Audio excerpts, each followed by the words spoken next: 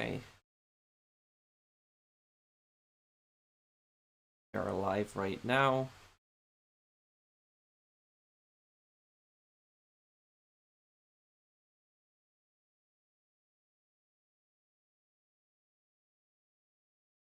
Okay.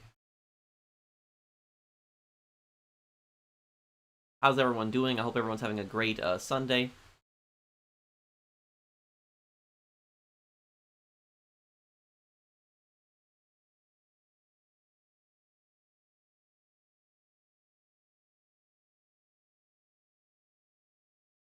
Okay, second here, everyone.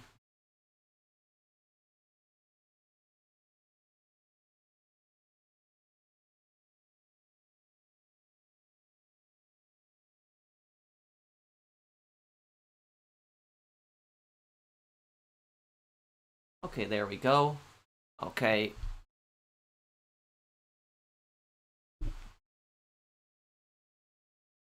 Can you guys hear me good here?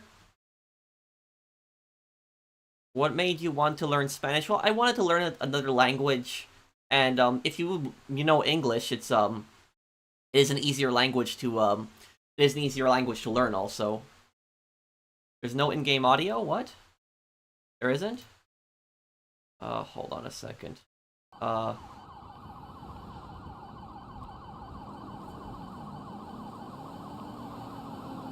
Wait, you don't hear the audio in the game?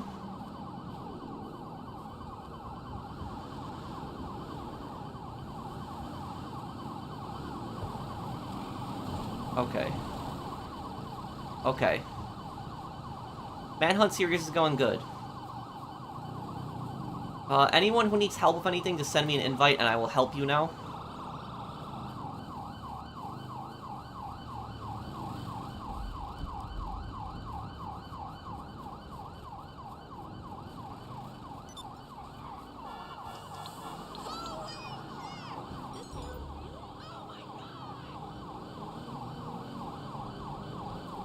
I'm good, Chris Danger. How are you, man?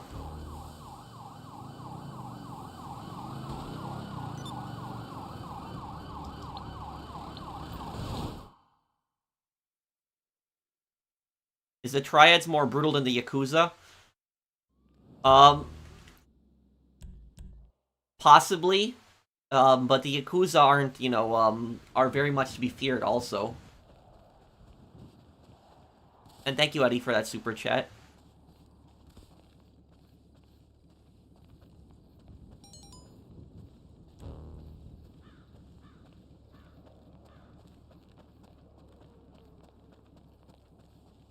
Okay, Melons, I can help you with the Duggan Shipments mission after this, after I help, Brandon here with his sales. Hello, Francisco. Am I gonna grind to 2 billion? I mean, maybe eventually I'll hit it, but it's not really a goal, it's just I'm helping people along the way. What's your best defense against trolls? Depends on the situation. If we're like in the middle of a sale, and some idiot tries to blow up the stuff, we're gonna do everything in our power to basically protect the cargo and stop the person from destroying it. But if I'm just like playing in a regular session and just like somebody starts like griefing me, trying to they try to kill me with a oppressor Mark II, or they orbital cannon me, or whatever else like that, then I'm just gonna leave the session. That's typically what I do. And it's not worth really engaging with those people. And the reason oftentimes I leave the session when I get griefed is because these people, they play so cheap. Like, I'll give you a perfect example. How cheap some of these people are. So, I have fought against people before in GT Online, and do you know what these people do? These people, they will fire an RPG at you. And then what they will do is they will blow themselves up right after they fire their RPG. And the reason they do that is so that you can't kill them because they're already dead, and the RPG is coming right at you. So even after they're dead, if the RPG hits you, it counts as a kill. And so I've encountered people that do that. They play like that, where they just fire homing missiles or RPGs at you, and then they just blow themselves up, and then they get that one lucky kill on you, and then they just spam you 1-0, 1-0, 1-0, you suck, you suck. So that's why I don't engage with those people, because it's just honestly not worth it. And I'm not going to fight somebody that's playing like that, like somebody that's constantly blowing themselves up and just firing an RPG after they blow themselves up. That's not worth my time. That's just like, just a garbage player, honestly. So if people actually think they're good for doing stuff like that, that's just a joke. I can't believe that people actually think that takes skill to do something like that. In the next mission, you have to hunt down and kill a dude wearing a very unique outfit. It's all Kevlar, so he will be much harder to kill with lead. Oh, okay. You're talking about Manhunt then, right, Lendon? Yeah. I know Manhunt is not a very long game, so I'm assuming I'm probably at least like 70% through the game. But we're gonna see. I'm gonna see how crazy it gets later on.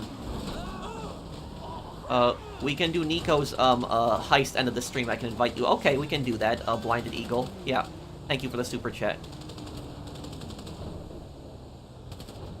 What's the most brutal kill in Manhunt so far, in your opinion?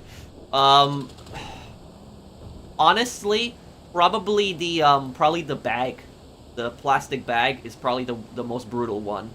Because the plastic bag one isn't as bloody as some of the other ones, but some of the other ones are just, very quick deaths. Like, when you hit them, like, impale their head with the crowbar. That's very brutal, but it's, it's pretty much an instant kill. They're dead right there. But, like, the plastic bag, like, going out that way, just, suffocating them, that is probably the most brutal one that I've seen so far. Most brutal kill in Manhunt. Will I play Manhunt 2 after? It's the last game in the 3D universe, and it's even more brutal than the first. Yeah, probably I'll give Manhunt a chance, though people are telling me that there's no copies to be found of Manhunt 2, but...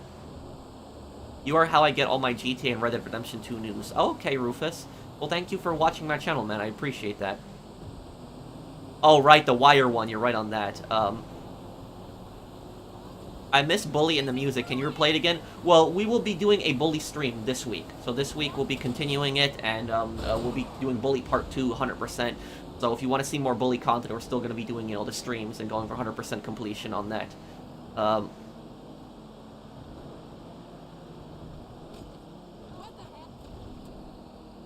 The Spider-Man games? Maybe one day, Rajman.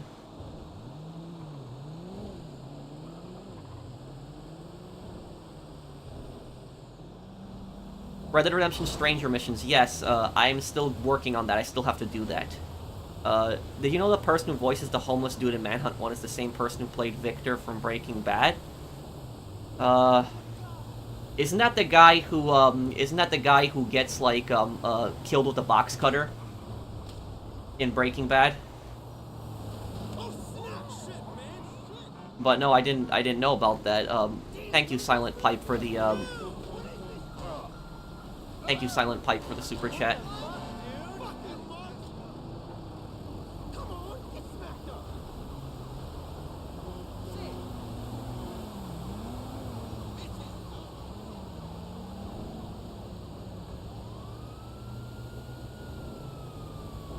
What is one of your favorite Call of Duty campaign missions? Probably Black Cats and World at War, like the plane mission. I always loved that mission a lot, bro. Thank you for the super chat. And thank you, Victor Hugo Martinez. Not sure if you're aiming for 5 stars in each scene, but you can cave a dead hunter's head in with a heavy weapon like a bat, for example. Yeah, I know. I always tend to go for the red kills. I always try to go for those in Manhunt, but if I feel like the person's going to turn around, I'm just going to, if I feel like they're going to turn around, then I'm going to do the quicker kill.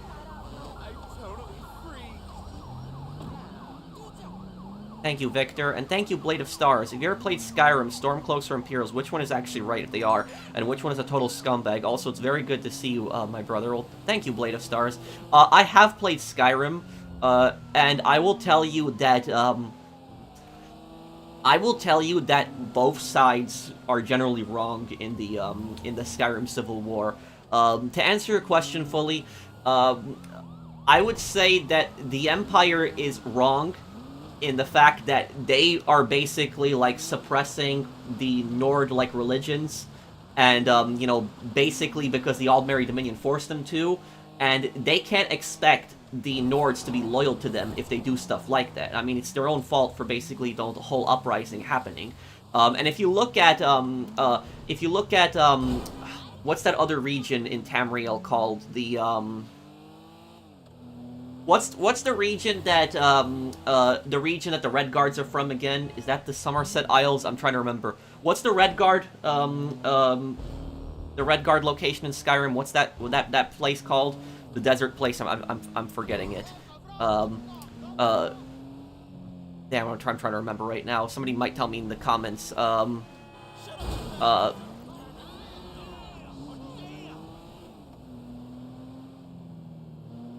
thank you, Viking69, also for the super chat. And thank you, thank you, Silent Pipe, the dude who has the remote bomb in that one scene in Scarface. He's the one who plays the homeless guy in Manhunt. Wait, you're talking about, the same guy who plays as Hector in Breaking Bad and Better Call Saul? Thank you, Silent Pipe. Redfall. Is it Redfall? Is that their... Or Hammerfall? I think it might be Hammerfall. Is it Hammerfall? I will, what's your favorite counter to cargo griefer scumbags? Your good buddy Philip loves using the Deluxo. Well, I will, thank you, Jack, for the super chat. Honestly, Jack, what I do is that if I'm getting, if I'm getting griefed by somebody, if somebody's, like, trying to destroy the cargo, I will, you know, do everything in my power to protect the cargo. But if somebody, like, you know, blows up, like, more than half of it, we'll typically close the app. However, though, if they, if we manage to get the cargo, you know, safely delivered, what we'll do at that point is we'll just leave the session, pretty much, because I just don't feel like dealing with people like that, honestly. Just not going to be worth fighting them. The Aldmeri Dominion pretty much sided the White Gold Conqueror to intentionally start a rebellion. They want them to wipe each other out in Tamriel. Yeah, pretty much, Lendon. And then they can, you know, regroup their forces at the same time. But what I was saying, I think it's Hammerfall. Is Hammerfall the, let me just look it up really quickly here. But I'm going to answer your question right now, Blade of Stars.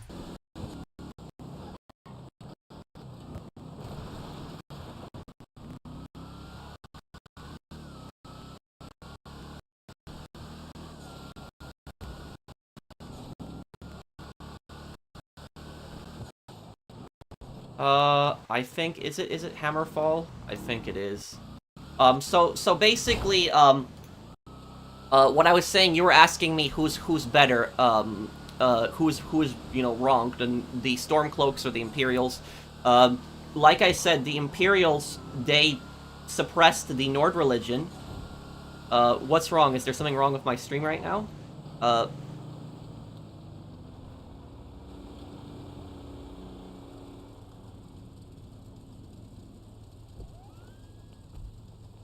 Stream's lagging? Okay. Can you guys hear me still? Is everything good with my stream right now?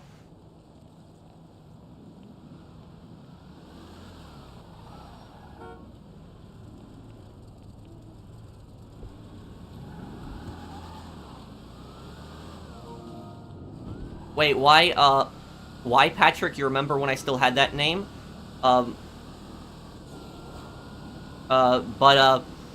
Basically, what I was saying is that the Stormcloaks the Nords had their religion suppressed by the Imperials, and so they can't expect the Nords to be loyal to them if they're gonna do something like that. But at the same time, the Stormcloaks are also wrong in a few aspects, because Skyrim is not just home to Nords. There's plenty of other, you know, races that live in Skyrim, and those other peoples are basically looked down on and treated like crap by the Stormcloaks. And so the Stormcloaks are kind of hypocrites how they're talking about Imperial oppression, when at the same time they are oppressing, you know, minorities that live in Skyrim. So, you know, who is ultimately right? I think that the best solution probably would be, is that Skyrim becomes independent. That's probably the best solution. Skyrim becomes independent. However, though, the Stormcloaks recognize that, you know, that every race is equal in Skyrim, and you know, obviously freedom of religion, and at the same time is they have an alliance with the Empire. So I think that would probably be the best, you know, the best solution that everyone is happy with, is, you know, Skyrim becomes independent, but it, you know, guarantees the rights of minorities, and at the same time is it has an alliance with the Empire. I think that would be the solution that I think everybody would be happy with personally.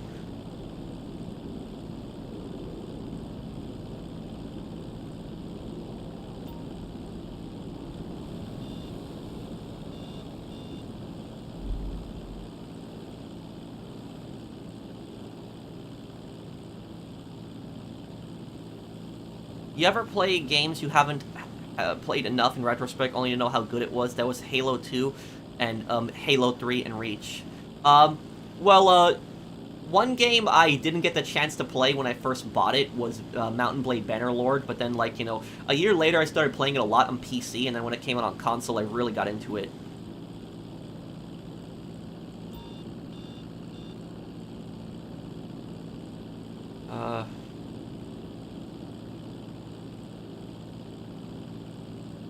Can I do a playthrough of Saints Row 4? I could do that, Sean Conville, but I still have to do the Saints Row 3 DLCs before I do that.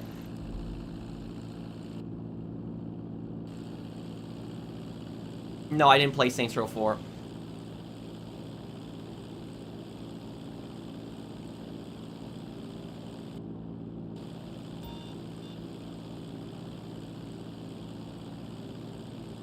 Do I play any Nintendo games? Not really, no.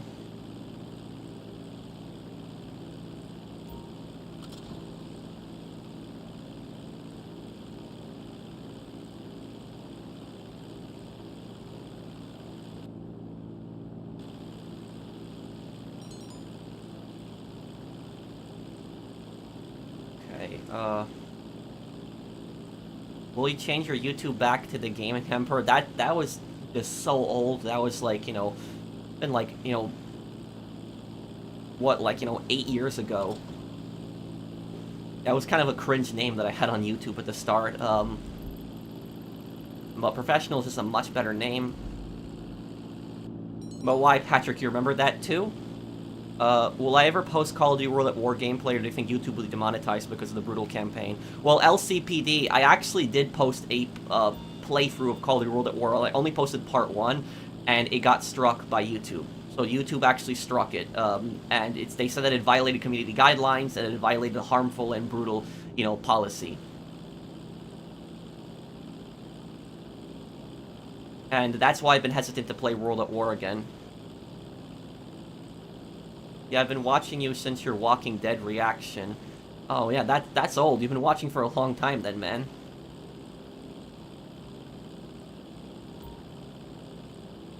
What if there was a rip-off channel of yours called The Expert? They can do whatever they want. I don't really care.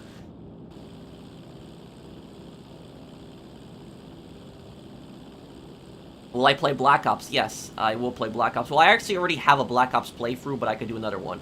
If you had a choice, would you keep your channel name as The Professional or Polish Mercenary Professional? It just, you know, it just sounds better. I just like it. Polish Mercenary, I guess, is kind of cringe too, but it was like when I was a kid when I made that one. It's pro. When I miss when Saints Row was all about gangs, and now it's just a bunch of BS. I hope for the next Saints Row game, Volition will try to focus more on gangs. Yeah, I agree with you, PlayStation fanboy. I hope that they focus more on I hope that they focus more on gangs, but they're probably never going to go back to its roots. Saints Row is pretty much dead. Volition is gone. I don't think it's ever going to come back. Need help? I'll send invite when done. Thank you, Nikki. I don't need any help right now, but I can help you later on.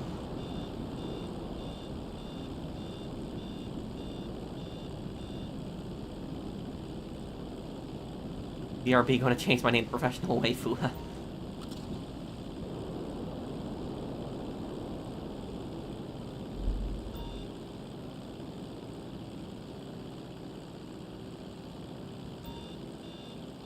I found you out from your Mega Man Legends playthrough a long time ago, man. So you've been watching the channel for a very long time then, Vesper, because you talk about the first Mega Man Legends playthrough. That was really a long time ago. That was like 2016.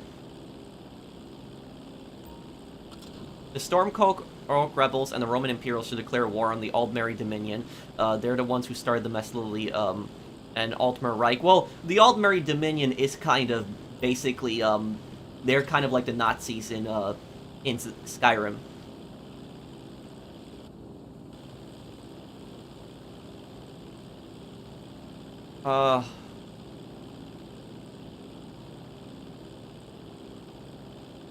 Oh, James Earl Cash is on a wanted poster in Las Venturas, huh? Yeah, so it seems like then because that's like, 10 years before Manhunt, so he's been a wanted man for some time then.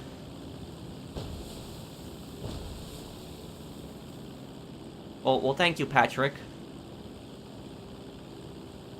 New Manhunt video today? Probably not today, but tomorrow definitely we'll have one.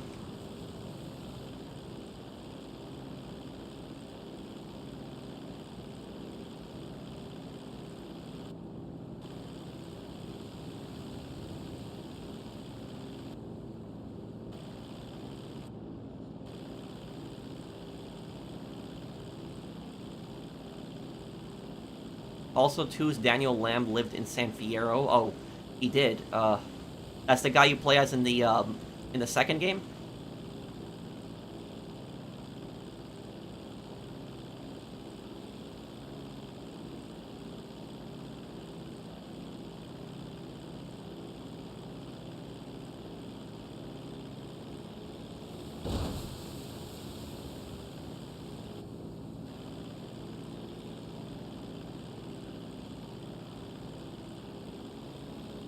Favorite Manhunt gang? Well, the mercenaries, Cerberus, their gear looks kind of cool, but I'd have to see when they're, I'd have to see when, I think you're gonna probably fight them later on, I'm assuming. Have I ever been to the UK? No, I have not.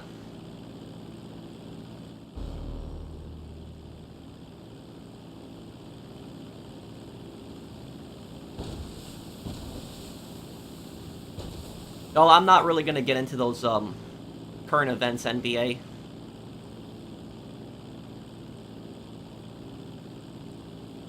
Niku, I can help you with your heist, near the end of the stream. I'll help 2 people with their heists. Hey, Pro, how are you? Can you add me? I could try to Golden. Can you tell me what your PSN is? Hey, Pat, want some free snow? Well, thank you, Christine. And visiting family in New York. I'm gonna go back next month, but it's, there's not been any snow yet here for me.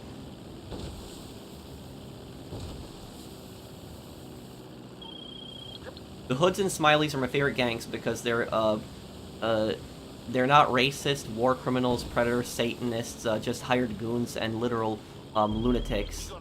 Oh, is that what the, Innocents were? They were Satanists?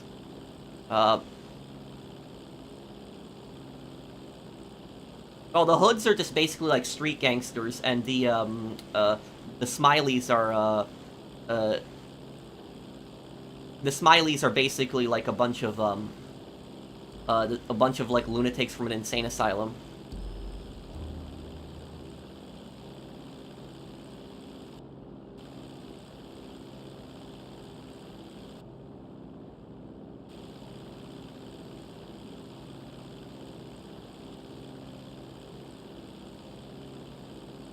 Okay, Mr. Waifu. What happened in the Medal of Honor playthrough? Right after we finish Manhunt, we're gonna do the next part of Medal of Honor. I'm not, forgetting that, don't worry. What time does your stream end? I have to leave at 10. I can help you, I'm assuming you're East Coast time then? Then I can help you, I can help you at 9:30 then, with your heist. Hey, Pat, want some sheep tacos? Well, thank you, Fernando. Thanks, man, and thank you, Niku. Ow. I fell under the truck. Ow. That definitely hurt.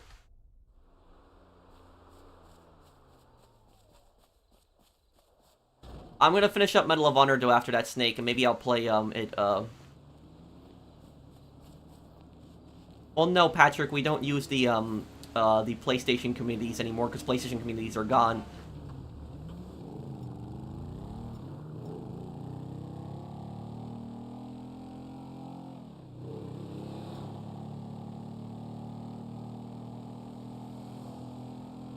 Okay, Lincoln is cruel because of the 38 hanging. I would have to look up what event you're talking about. Thank you, Ant, for the super chat. I think I might know what event you're talking about, but I'll have to look that one up. Is the Red Dead level execution of the wire in Manhunt possible? It looks like it would take a lot of effort to decapitate somebody. Here's the thing about this, let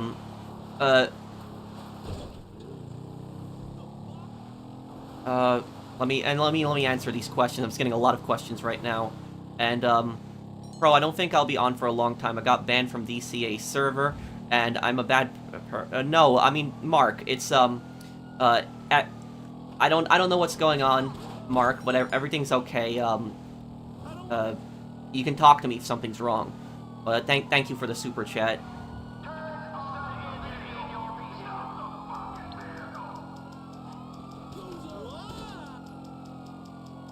Okay. Call Lester here. So now asking me about the wire death. Is the wire death possible in Manhunt? Yes and no.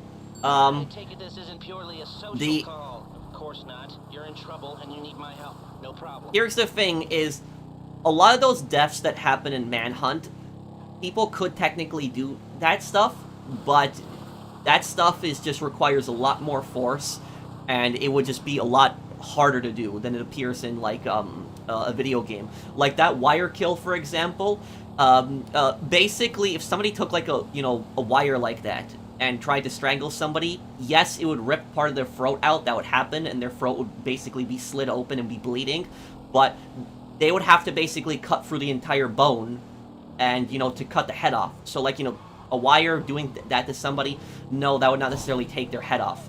And the thing about this is that death, the person wouldn't even die from, getting strangled. They would die from just the blood loss from their throat. That's basically what would kill them. So the wire death, it's technically, that could happen, but the person would just be long dead, and it would take, it would just take some time.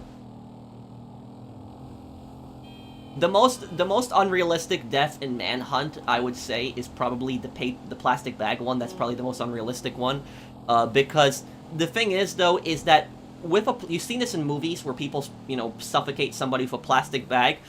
Technically, that could happen, but what people don't, and this is what movies get wrong about, like, strangulation, suffocation, and video games get wrong about it a lot, is that suffocating somebody, strangling somebody, that is something that takes an extreme amount of force. Is very extreme amount of force, and on top of that, it's something that it takes several minutes to do something like that to somebody, because that's the stupidest thing that you see in video games, is like when you strangle somebody from behind, or you suffocate them, and it's like, 10 seconds and they're suffocated. No, that does not happen. It would take several minutes.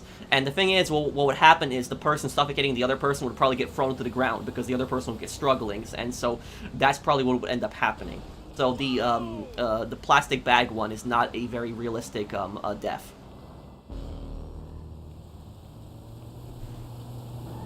What makes you the expert? I'm not an expert, but I went to college for law enforcement technology, and I did learn a little bit about human injuries, and I learned about strangulation as well. That was what I was going to go for. I was eventually going to go for becoming a detective. But that's what people don't understand about strangulation, is that strangulation takes several minutes. It's not something that's like 5 seconds and somebody's strangled like you see in video games. It's not like that at all. It's something that takes several minutes.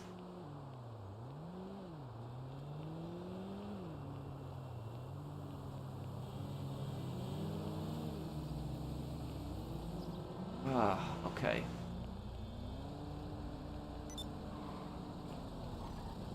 Is it possible to snap somebody's neck and kill a person when you quickly turn their head sideways like in the movie Professional? That I actually don't know. I don't know about that. Maybe somebody in the comments will know, but that I don't know. That one I don't.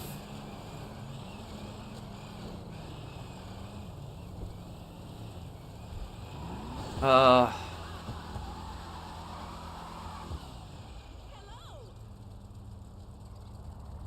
For me, the most brutal manhunt executions are the machete meat cleaver ones. All three involve decapitation. The red baseball bat one is also brutal. Yeah.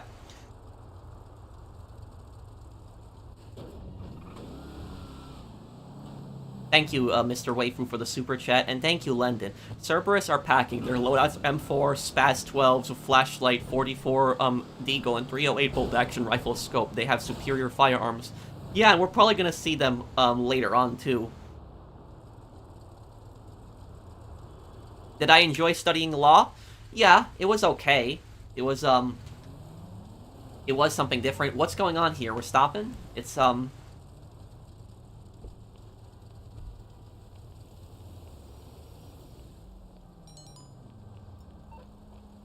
Oh, joining the business. Okay.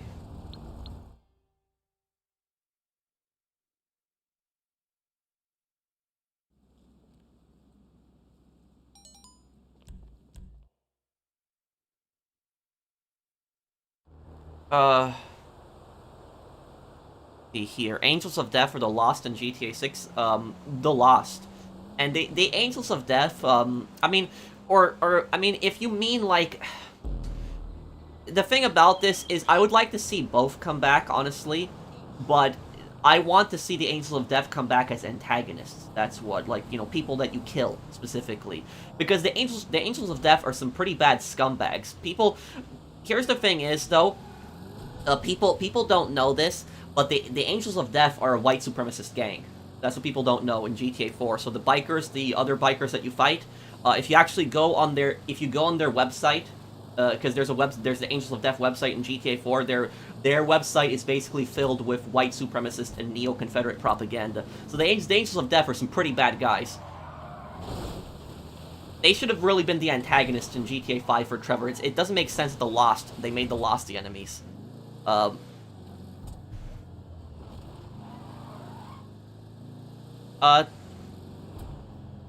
Thank you, Egg. Thank you, for sponsoring my channel. Thanks, man. I appreciate it.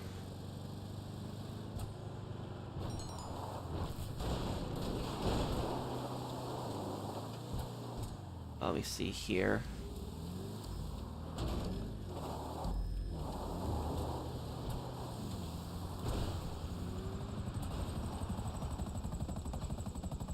Well, yeah, the thing about that, Alex, you are completely right on that, because here's the thing, is that when somebody is strangled, here's the way that somebody is killed, the way that somebody is murdered, the police have a pretty good idea of the kind of person that they're looking for, a lot of times based on how the murder happens.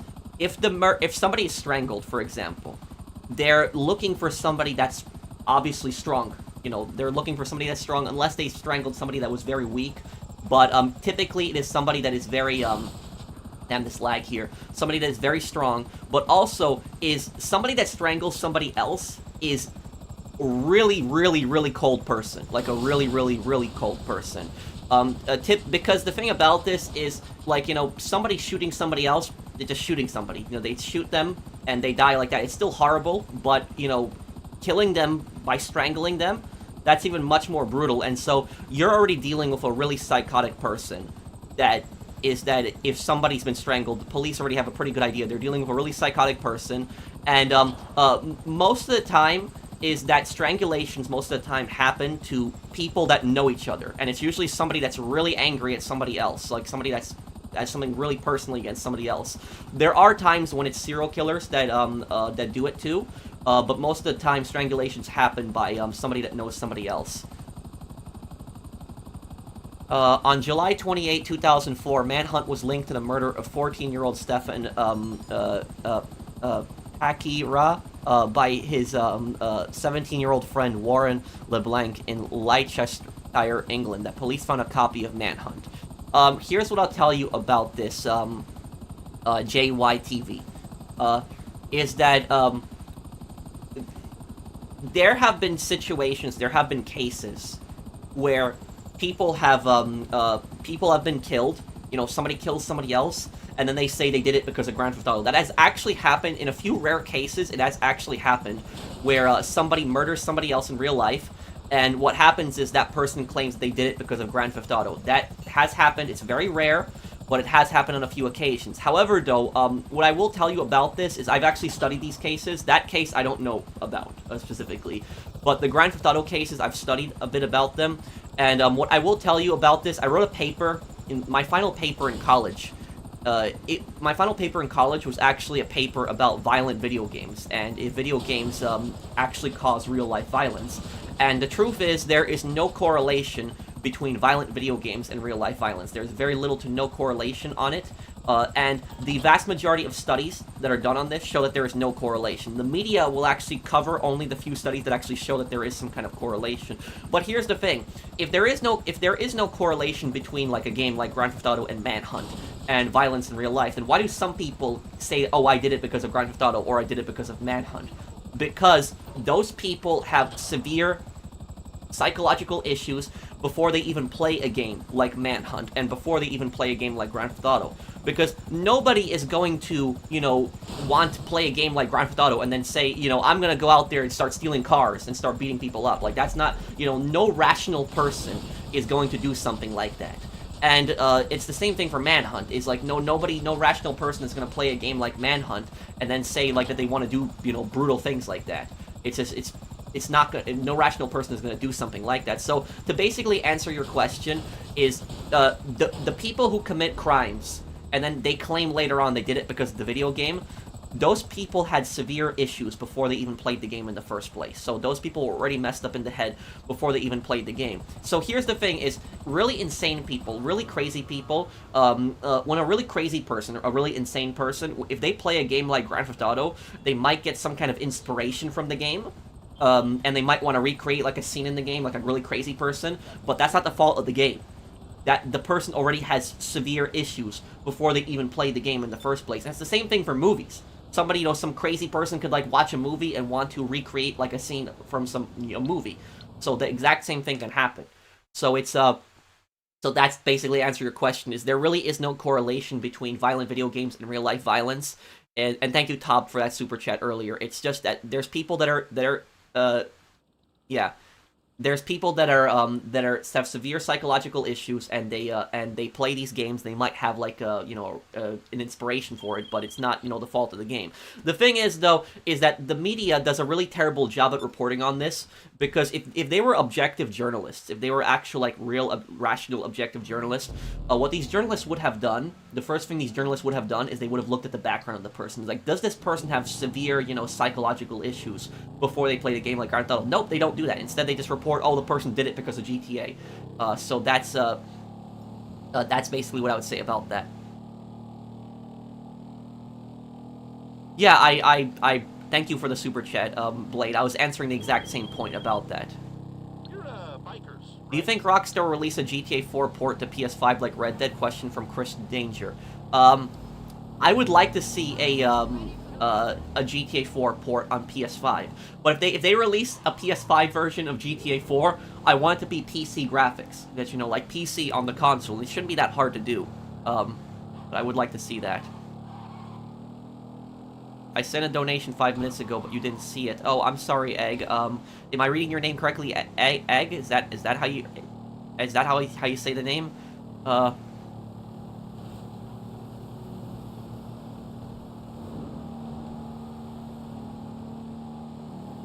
Hi Pro, have I ever considered making Metal Gear series playthrough? I'm pretty much sure you're gonna love it. First donation, a huge fan, by the way. Thank you, Egg. I have played Metal Gear Solid 2, and I beat that game a long time ago. I played the first one on the PlayStation 1. I played Metal Gear Solid 4, a little bit of 5, but I never really got much into them. But I could maybe play them one day.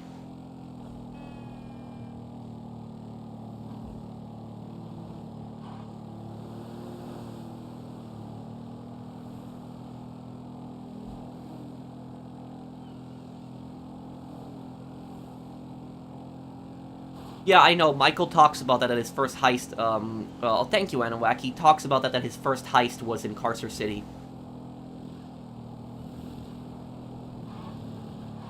What do I think that Ned Luke said that GTA 5 is pixels? Wait, what? I'm confused. What do you mean?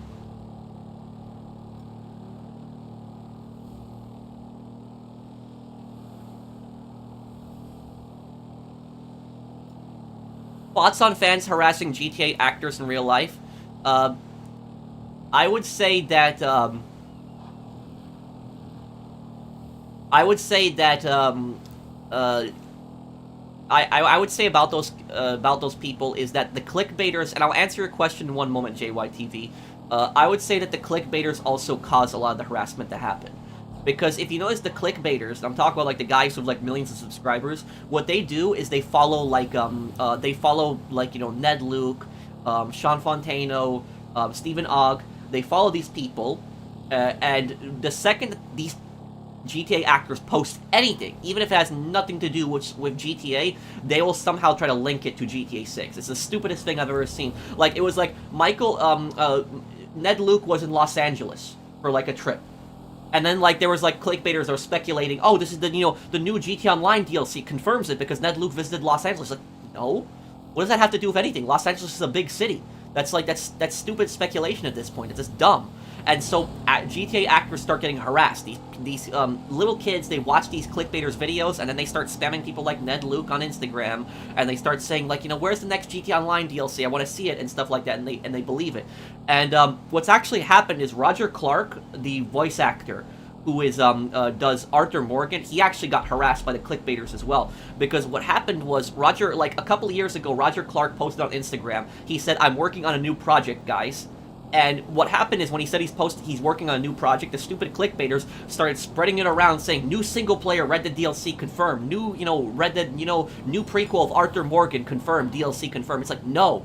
All Roger Clark said was that he was working on a new project. He didn't say that he was working on any kind of Red Dead content, none of that stuff whatsoever, but yet those stupid clickbaiters basically started spreading this misinformation around and saying that there's going to be some kind of, you know, GTA 5 Red Dead Redemption story DLC. It didn't happen. And what happened was Roger Clark got harassed so badly that he actually posted on that clickbaiters video, and he said, there is not going to be any kind of, I'm not doing any kind of Red Dead Redemption story DLC. I don't know anything about that. Ask Rockstar. I'm working on a music project. It has nothing to do with Red Dead Redemption. So he basically got harassed over nothing, over just, you know, stupid crap. What country has the most tragic history? I would say that the country that has the most tragic history in I would say Eastern Europe is probably Poland, because it's just the amount of times that Poland has just been invaded, and it's just been invaded, occupied, it destroyed, ripped apart so many times, completely destroyed in 2 world wars. It was like, you know, 20% of the Polish population died in World War II. So I would say Poland is the country in Eastern Europe that has the most tragic history. When it comes to Southeastern Europe, I would say that the Yugoslavia's, you know, history is just sad in general. Yugoslavia as a country doesn't exist anymore, but it's numerous countries that were, you know, made it: Croatia, Serbia, Bosnia, Slovenia, you know, Montenegro.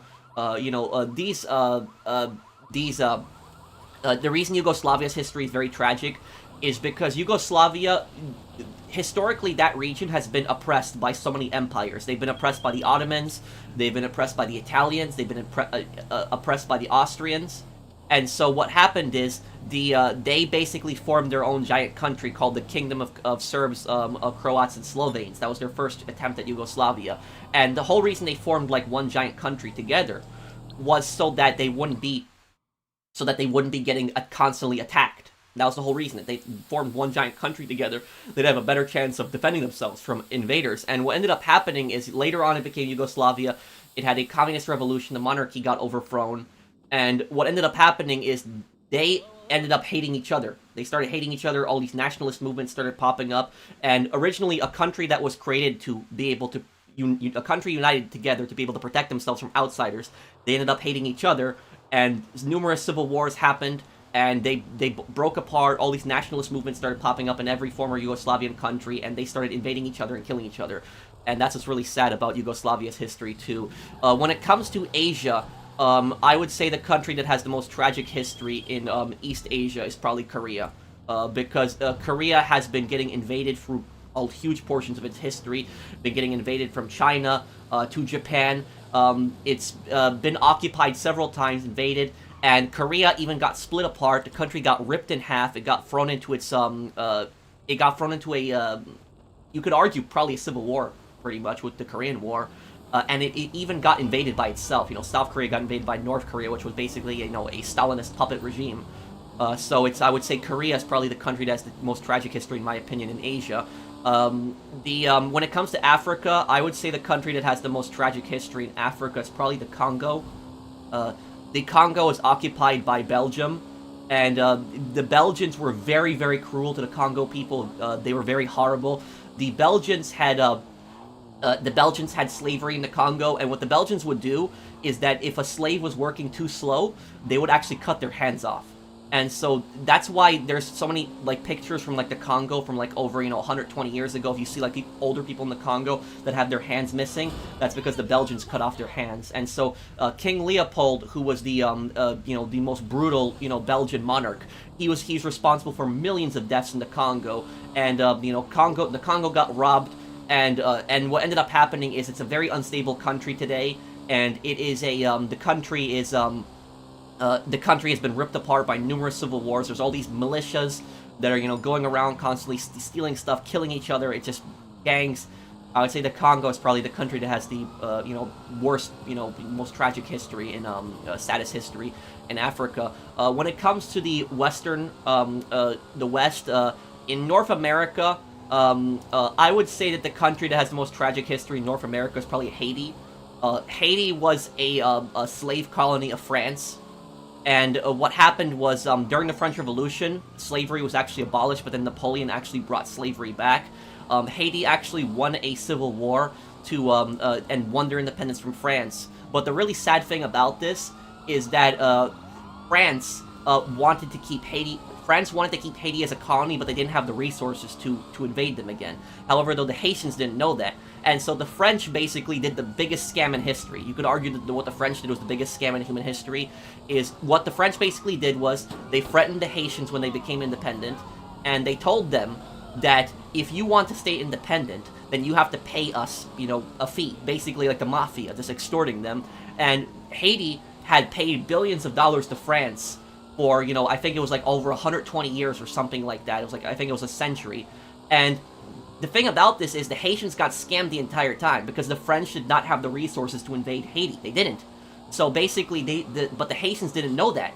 They didn't know that the French didn't have the resources. And so the French basically extorted Haiti for billions and billions and billions of dollars, and it's a very poor country today. So I would say that Haiti probably has the most tragic history in North America. But that's I know that I spent a long time answering that question, but there's just so many countries that have really sad histories. Let me see here. Also, since you decapitated that Smiley in the dress-up top the tower, you get an additional Spaz 12 shotgun for the next level. Make sure to find it. Oh, okay. Thank you, London, for the super chat. I'll look for it.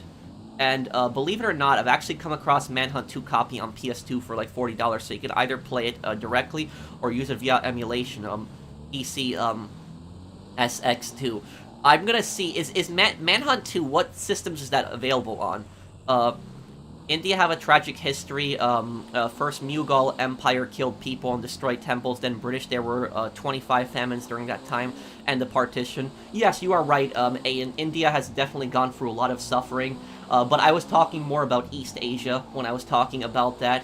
But if I was to talk about Southern Asia, India definitely has the most tragic history in Southern Asia. I mean, India was, colonized for hundreds of years, and then what happened was it was broken apart between Pakistan and India, and there was just numerous fighting, and it was really horrible that there was people that was on both sides that were trying to get out, and there was just so much fighting, and it was what happened was if you were a Hindu in Pakistan became a new country, and it was Muslim majority country. And if you were a Muslim in India, which was largely a Hindu majority, it was like waking up in another country after the countries got separated, and then there was a lot of fighting over the years. So I would say, I would say that India definitely also has a very tragic and sad history. Hey, we still on for that Manny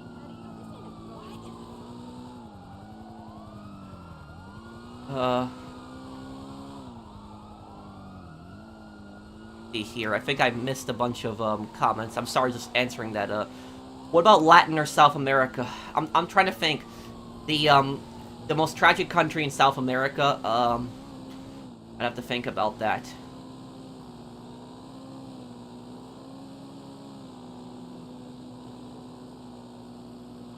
I would say maybe it's Venezuela, because Venezuela has just gone through so much. I'm not defending the Venezuelan government, but I would say because Venezuela has, it's just so much poverty and it's just so much corruption. It's just been going through, it's just been going through so much crap. Why does Venezuela have so much oil, and what did Hugo Chavez and Nicolas Maduro do? Well, oh, I gotta deliver this bike, I'm sorry.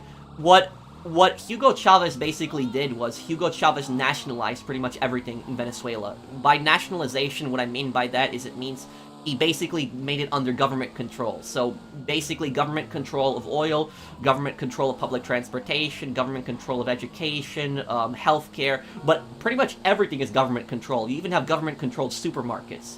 Now, there are certain things that are fine to have under government control, like public transportation. That's something it's okay to have under government control. But if you're gonna start making, like, food under government control, that's, like, really bad. Because the government is going to be controlling all the food at that point. I think private industry probably does the best job when it comes to providing food, because farmers are going to grow food, they're going to be encouraged to grow more food, they're going to make more money when they grow more food, and they're going to sell it to the supermarkets. If you have the government that controls food entirely, it's not going to encourage production as much, which is why you have so much shortages also in Venezuela. So there are certain things you could have public, but you can't have everything government controlled, which that's the big mistake that Venezuela made, and that's basically why there's so much poverty in Venezuela, because Venezuela literally nationalized everything.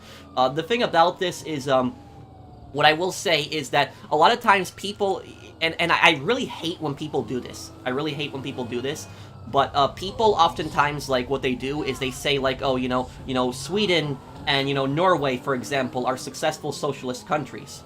Sweden and Norway are not socialist countries. Sweden and Norway are very much still capitalist countries.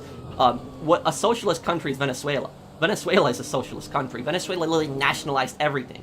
Not everything is nationalized in Norway and Sweden. Healthcare is nationalized in Norway and Sweden, and so is education.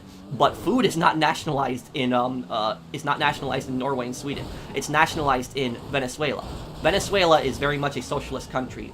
Norway and Sweden are not socialist countries, because people keep calling Norway and Sweden socialist countries. Let me see here. And about the oil is, look, here's the thing about this. If Venezuela had a competent leader, a leader who was not corrupt, and actually knew what he was doing, and actually cared about his people, Venezuela could become the Singapore of South America. And I'm not joking when I say that. Venezuela could become an economic giant like Singapore. It could become extremely wealthy. It could become extremely rich, because Venezuela has the most amount of oil in the world. People don't know that. It does. Venezuela has more oil than the entire Middle East combined. That's how much oil Venezuela has. It's insane. But the government is just so stupid, corrupt, and incompetent, and because of that you have just massive amounts of poverty. So it shows you that even when a country has so much resources, it can be extremely poor when the government is corrupt and doesn't know what it's doing. So Venezuela, if it actually put in reforms like Singapore, it could actually become an economic giant. Venezuela could become the richest country in South America. If it actually had a more competent government. But because the government is so corrupt and wants to nationalize everything, you have just such poverty going on in Venezuela. Sorry. Here. Hold on 1 second, guys. Before I help anybody else, I have to, do I like Sam Hyde? Who's Sam Hyde? Who is that, Joseph? You don't have to super chat me again. Can you just let me know, I missed a bunch of comments, I'm sorry.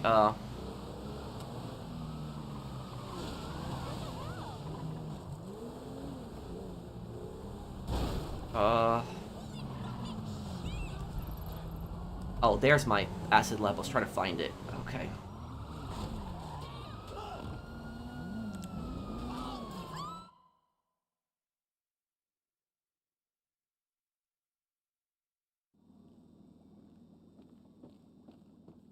Still here, friend. I'll leave this for now, actually. Okay.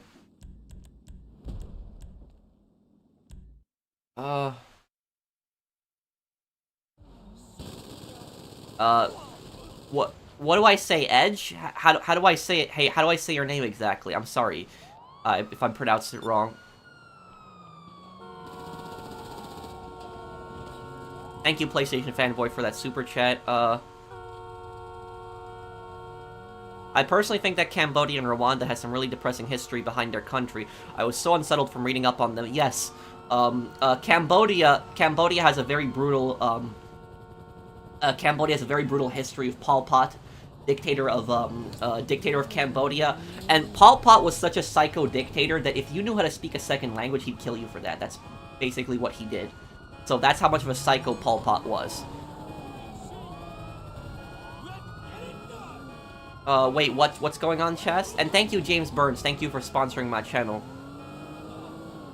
Does my GTA character almost look the same as your original GTA character, but with a different color, especially with the hockey mask? I haven't looked Niku, but I'll take a look if you're near me next time. I'm sorry for like any comments that I've missed, guys. It just sometimes when I'm replying to a question, it just But yeah, I know you're joking, Own Titan. But thank you for the super chat.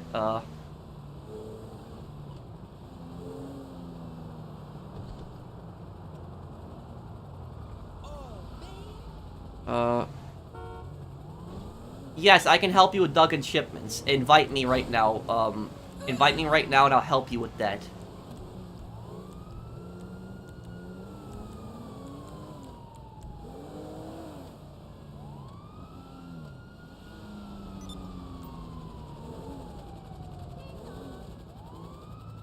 Like some YouTuber podcast? I don't know who that is then.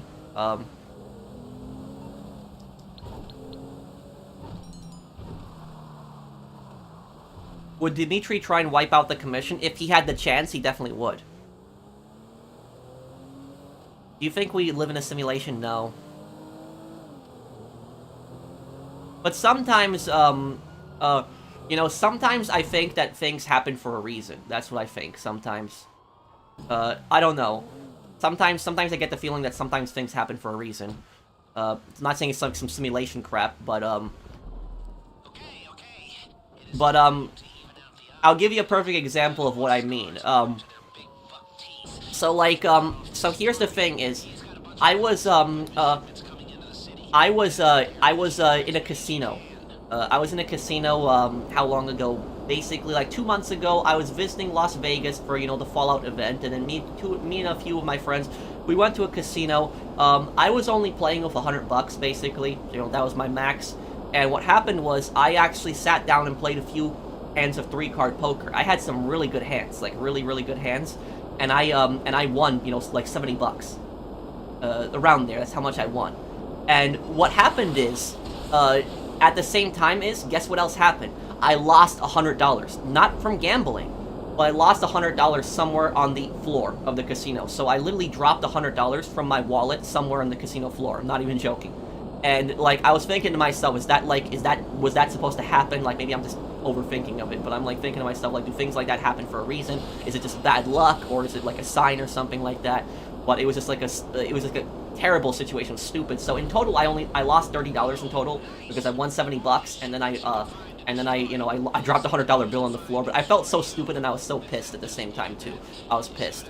But like some gambler probably found my $100 and probably lost it anyways again. So that's probably what happened. So that was like, I was pissed about that situation, and it was just like a stupid situation. Thank you, Generals, for that super chat. How does it feel to be almost 30? I kind of feel old, honestly. It's like a different feeling. It's like you don't feel like you're a kid anymore at that point. I mean, when I was in my 20s, I never felt like, I mean, my last year, my 20s, but never felt like I was a kid, but I always felt like I was a young adult. But I don't know if, like, at 30, I could say that I'm a young adult anymore. So it's,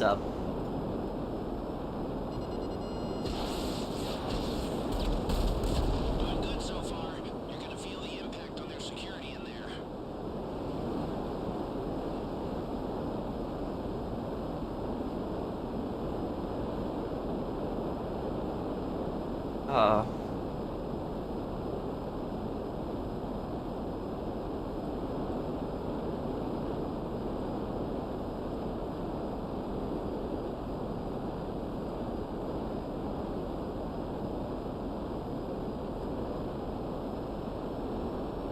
It's okay, I'm 31 years old and you get used to it. Yeah.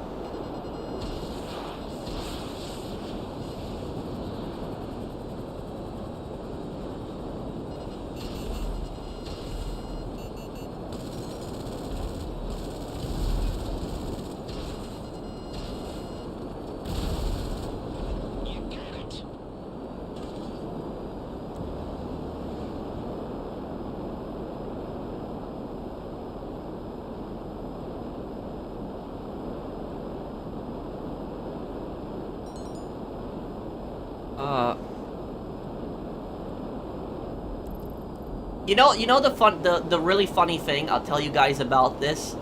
I don't know if I look young or something, but it's like, but the thing is, people oftentimes always think that I'm like in my early 20s, or they even think that I'm like in high school. I don't know why, but here's the thing is, my dad visited me in the Midwest like a few months ago, and so my dad spent like a month at my place visiting me. And so what happened was, me and my dad, we went to Walmart, and my dad likes to drink beer occasionally. I don't drink at all, but what happened is, my dad buys a few cases of beer for himself, and we go to the checkout, and as we're going to the checkout, I'm not paying for it, it's not mine, it's my dad's paying for the stuff. They asked to card me. So they're like, we want your ID. And I was like, really? I was like I look like I'm 18, and the supervisor says, yes, you do. And I said, okay, here, and I showed my ID. And they basically told me that I have a really young face, but that was, and it happened 2 times also. It happened like a month, like when my dad was about to leave, he wanted to buy again, and the exact same thing happened. Exact same thing. They carded me. I wasn't like offended by it, but I was like thinking like, wow, people think that I'm really that young. So it's like,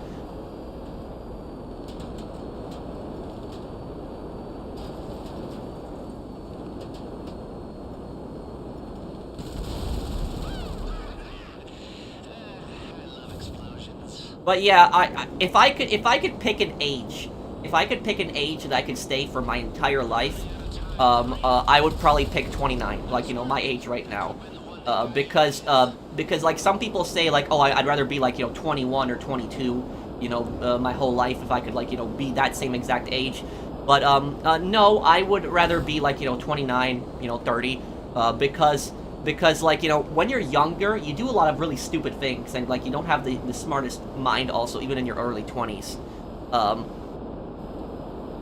Hey Pro, I'm Irish. I really like you talking about the counterfeit money in GTA 4. Well, thank you, Golden Stripe. I'm assuming you're talking about when I talked about how the IRA they had contacts with the North Korean government, and there was like this counterfeiting operation that happened before in the past. But thank you for the super chat, Golden Stripe. What was it like playing GTA 5 for the first time? I was kind of impressed. I was excited. But one thing that got me really disappointed about GTA 5 is I was really hoping there'd be more stuff to spend money on, but unfortunately it didn't happen.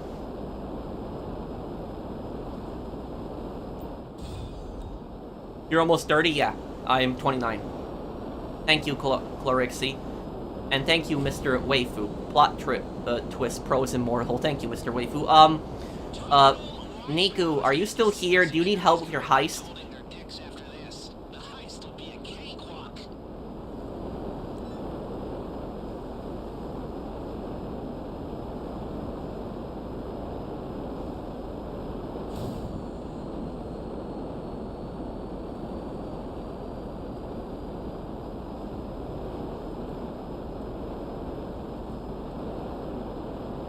Invite me to your heist when you're ready.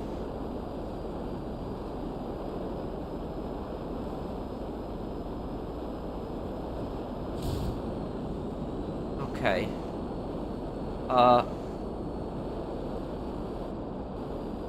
We can do the cars next then. Yeah, let's do the cars then, since it's a two-player thing. Do the cars.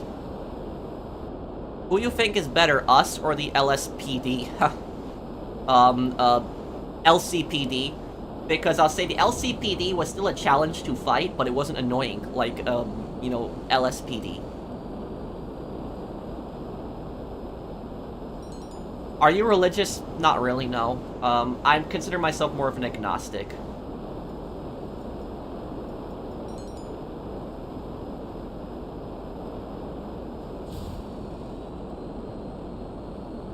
Thoughts on Benedict Arnold from Hero the Villain? Benedict Arnold is a massive scumbag and a piece of crap, and he is the worst traitor in American history. And if I ever play Assassin's Creed 3, I'll be talking about him when I play Assassin's Creed 3 because he is an antagonist in it.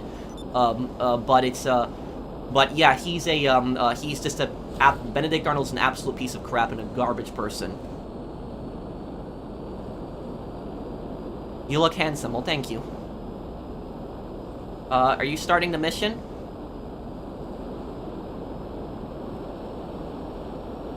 What is that, Joseph? Can you help me with a Kaio heist, please? Maybe if I still have Time Star.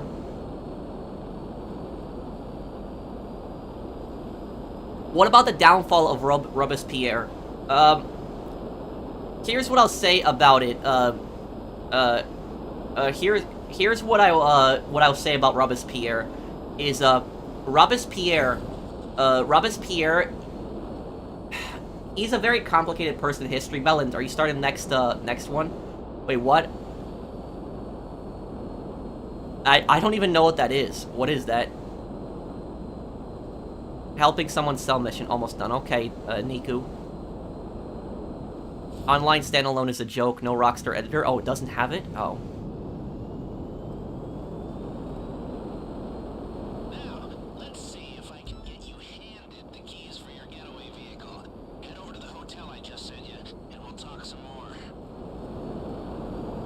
Oh, it's right above me. Below me, I mean. About the downfall of Robespierre. If I ever play Assassin's Creed Unity, I will do a commentary on Robespierre, and maybe I'll do a historical video on him. But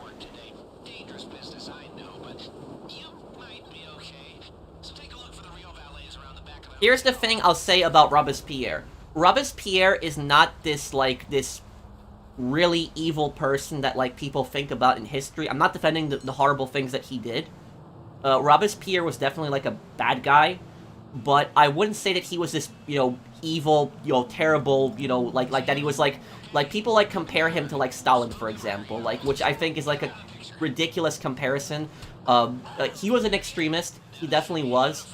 But about Robespierre, what I'll say about him is there's a very big difference between somebody like Robespierre and somebody like Hitler and Stalin.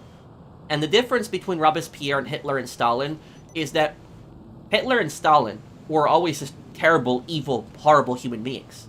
You know, there was never any point in their lives when they were good people. Even when Hitler was younger, he was like a raging ultra-nationalist. So a lot of times, what people say about Hitler is they say, oh, if he didn't go to art school, that he wouldn't have been, you know, that if he passed art school, maybe that, you know, that he wouldn't have, you know, gone all psycho.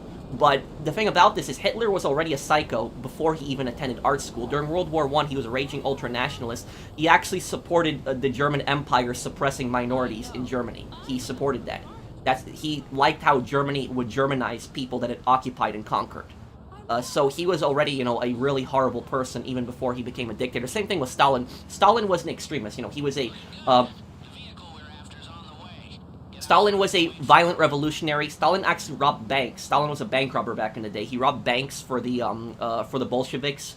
What happened was Stalin actually clawed his way to power. Stalin manipulated a lot of events. He clawed his way to power. He had anybody killed that he thought would ruin his chances at power. So basically, the point that I'm getting at is Stalin and Hitler were always evil people. Even when they were younger, they were always evil, bad people. Robespierre, on the other hand, is different. Because Robespierre was actually a really good person when he was younger. When he was younger, he was a very honorable person. He was a decent human being. The problem with Robespierre is when you think of somebody like Robespierre, you think of like that guy who like cut people's heads off during the Reign of Terror. That did happen. He was responsible for the Reign of Terror, but you have to understand basically how those whole events unfolded. Robespierre believed in human rights. He believed in freedom of speech, freedom of religion. He didn't think that people should be discriminated based on their social status. He hated privilege. So he hated how these aristocrats in France had all this privilege, that they were able to do all these things and the common person, the peasant, wasn't able to accomplish as much as them. So he hated privilege. He didn't like monarchy. He thought that people should be in control of their own destinies, that it shouldn't be up to the monarchy, it shouldn't be up to the church, it shouldn't be up to aristocrats, it should be up to people, should be able to decide their own destinies on their own. And Robespierre at one point actually opposed the death penalty. He did. He was against the death penalty at one point. Robespierre also was against slavery. He helped to end slavery. So when France abolished the French Revolution, they abolished slavery. Robespierre is a huge part of that. He abolished slavery in France's colonies. But the reason that... But you never hear about the good things that Robespierre did. You don't never hear about those. You just hear about the horrible things that he did. Like just, the Reign of Terror, cutting people's heads off. Which that definitely takes a greater toll than the good things that he did.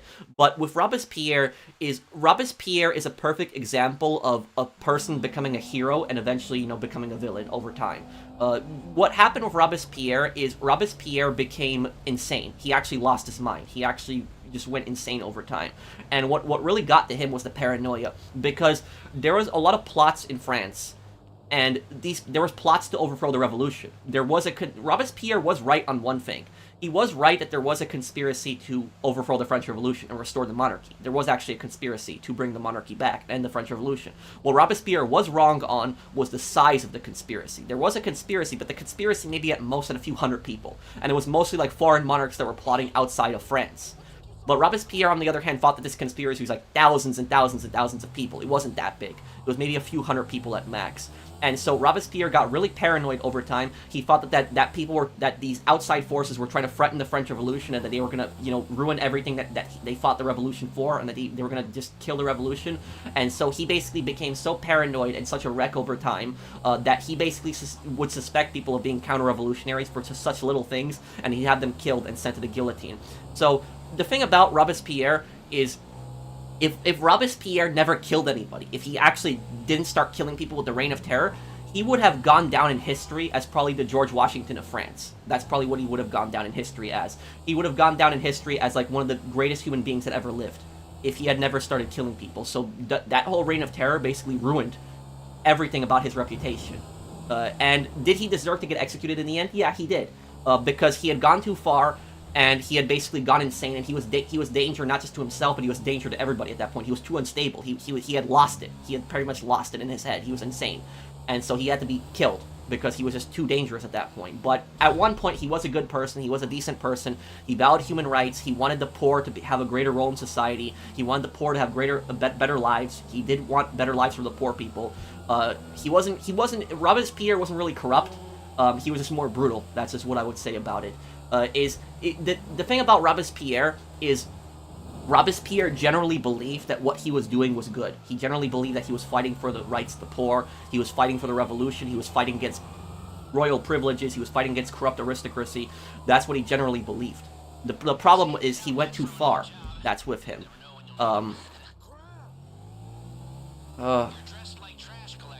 You said in your JD video that Phil was a capo, and that's one reason that Peg wasn't on the commission. Now you say he's an associate. Did I say that Phil was a capo? If I did, I made a massive mistake then, Alien. Then I apologize for that. I would have to go back to the video and look at that. But if I did say that, I apologize. I might have made a mistake. I'm not immune to mistakes. I make mistakes also too. But if I did say that, then it's a mistake. Phil is very much an associate. He's not a capo. So is there sympathy for Robespierre? Kind of, in a way. Is that he did do good things. He had a good heart at the beginning. At the beginning, he did have a good heart. But unfortunately, Robespierre, if I was to compare Robespierre to two video game characters, do you know who I would compare him to? I would compare him to Dutch. Robespierre is very similar to Dutch, is that he was a revolutionary at one point. He wanted to help people. He believed in his cause. But what happened was things started going bad over time, and Dutch lost it. Dutch just basically went insane. And it's the exact same thing with Robespierre. If you look at Robespierre, Dutch might have been inspired by Robespierre because it's just so similar. The stories are just so similar. They were both revolutionaries. They both fought for the poor. They wanted change in society. They were angry. They didn't want privilege. They didn't want that.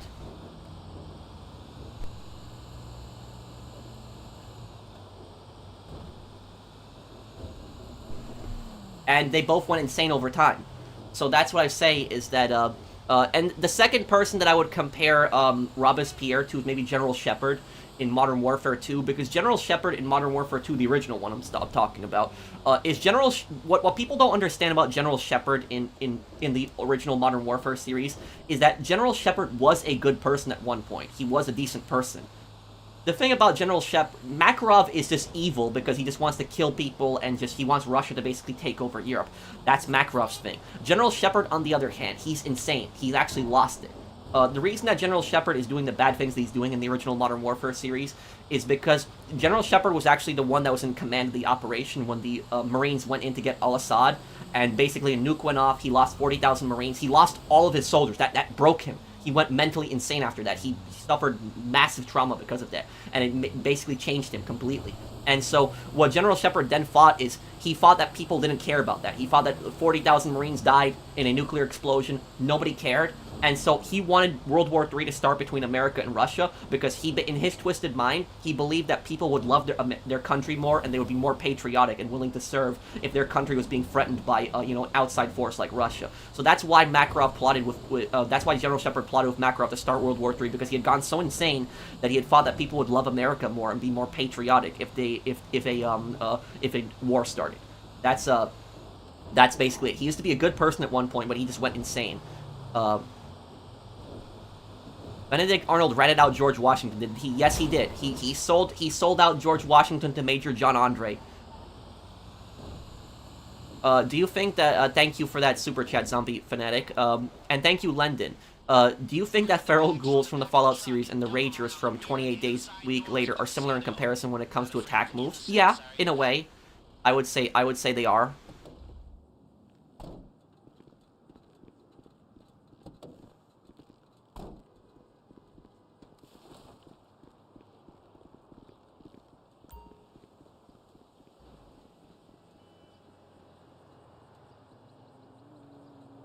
Okay.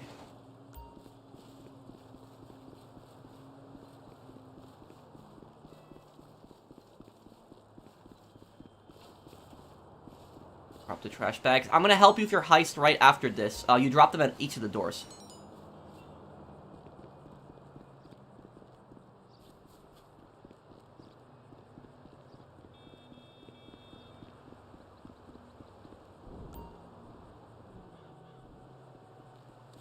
If I read your super chat, I'm sorry, Jonathan, I missed it. Then let me look.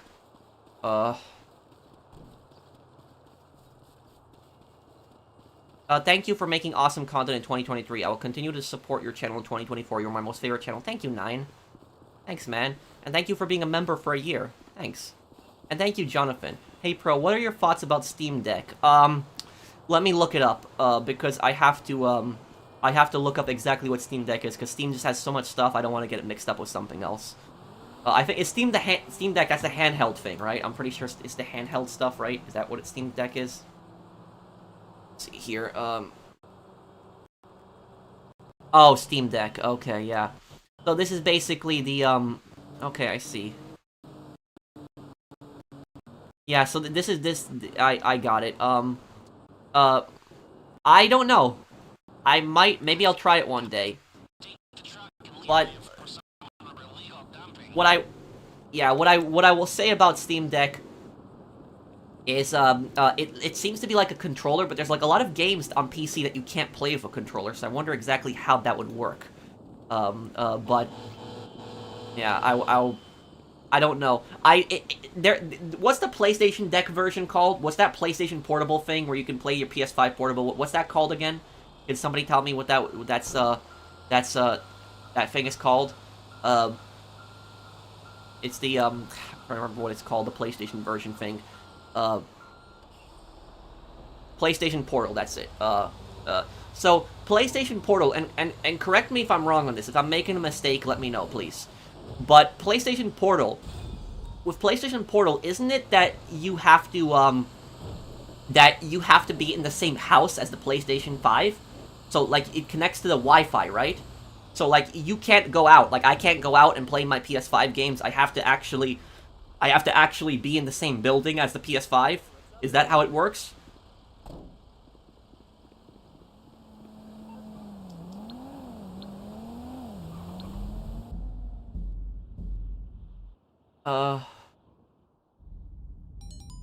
Thoughts on T-Pain confirming he's in GTA 6. T-Pain? What's T-Pain? Thank you, Blinded Eagle. What is your thoughts on George Santayanas? Those who do not remember their history are condemned to repeat it. I wholeheartedly agree on it. I don't know who that person is. I'd have to look him up. But this is one reason that history is so important, because people oftentimes think, oh, history's not important. It's not going to help me in life. But it's the history of your country. It's the history of how your country was formed. And in order to understand your country today, you have to understand its history, and you have to understand other countries' histories to understand how they operate today. Also, a lot of things, a lot of it too. So, like, you have to learn history to learn the good and the bad, and you have to learn especially the bad is especially important to learn in history, to make sure that something like that does not happen again. People are taught that something like that is not going to happen again. Now, look, for example, like Germany, in Germany, World War II is the biggest subject that they learn about in German history, the largest subject ever, and they learn about the Holocaust a lot in Germany. It's a huge part of their curriculum in German education, and it's a good thing. And the reason that it's so pushed in Germany is so that they learn about their bad history to make sure that nothing like that ever happens again.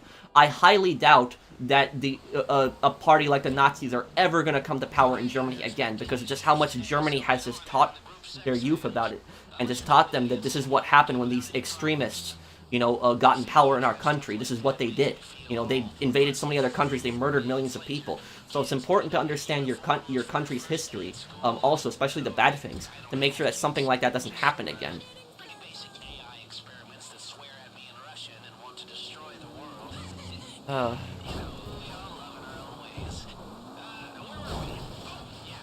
T-Pain is an auto-tune rapper. Oh, Zemos and Saints Row 3. Oh, okay. I guess I never heard of him. If you run for president in 2024, ask your vice president. I promise all Americans access to sheep tacos and all hunger in the U.S. Sheep Taco Man 2024. Thank you, Fernando. Thanks, man. Slaughterhouse by... What is that? Is that a music? Thank you, Joseph, for the super chat. Okay, you're there. Drive in past the garage entrance and follow the road to the racetrack. The tunnel entrance is under the bridge.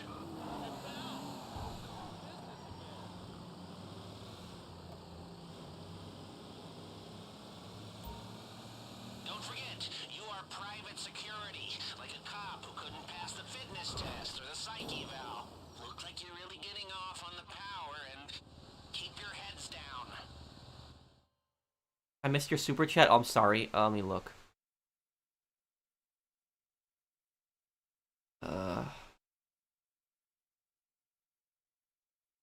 Is there someone you would compare Napoleon Bonaparte to in video games? I'm getting interested in him because the French put down their arms and flocked to him after he escaped the island of Elba.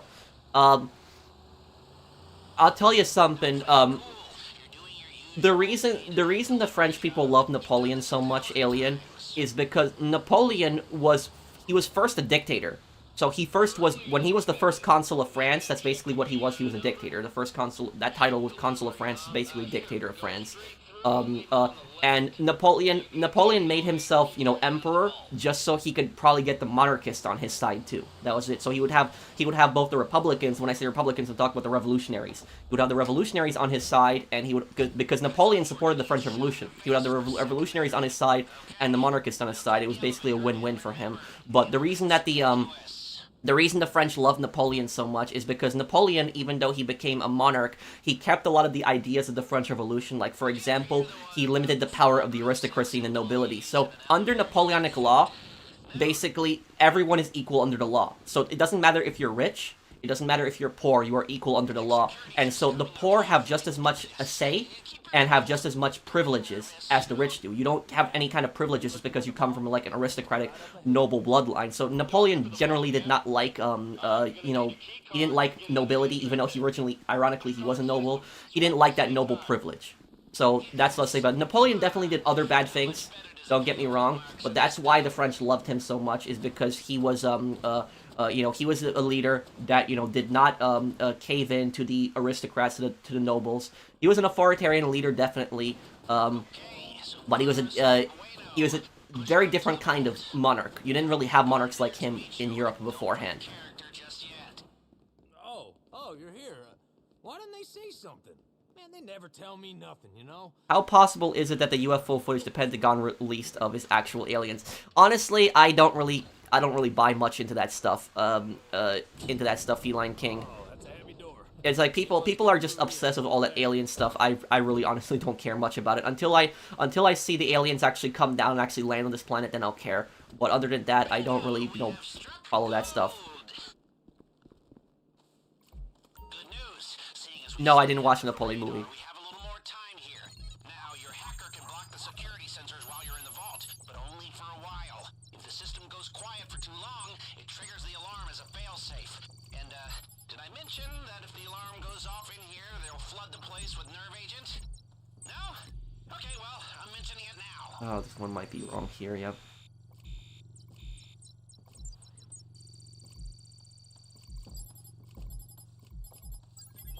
Is there anyone I could compare Napoleon to in media? Good question. Is there anyone I would compare Napoleon to? In a video game or anything like that?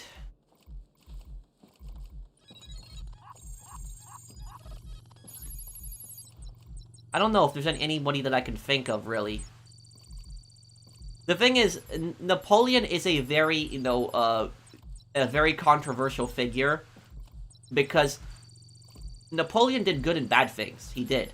You know, one of the thing, like, you know, I'll give you an example of, like, how Napoleon gets controversial, is, like, people, for example, you know, Napoleon is oftentimes criticized for invading Spain, which he did, but one thing that people don't know about Napoleon's invasion of Spain is that, at that time, Spain had a religious extremist government in power in Spain.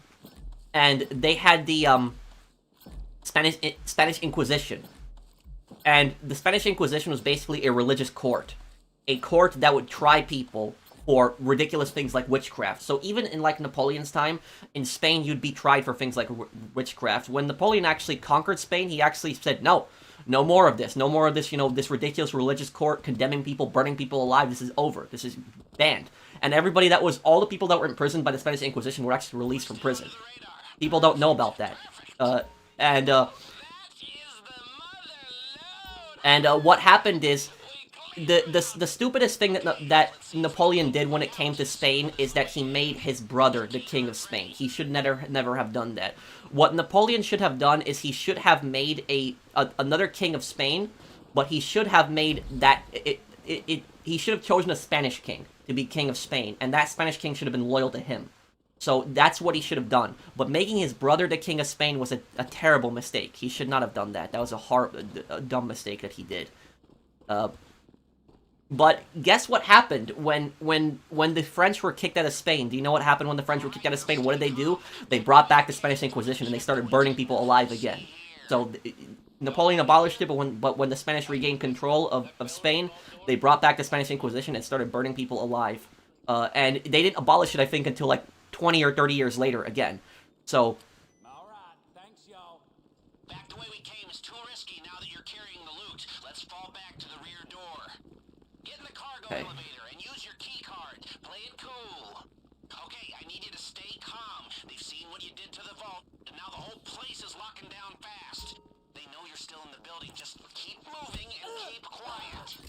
Very sharp. Now relax, channel your inner self-important douchebag, and waltz right through the front door. Time to change your outfits. We need a fresh start if you're gonna make it out of here under the radar. Okay.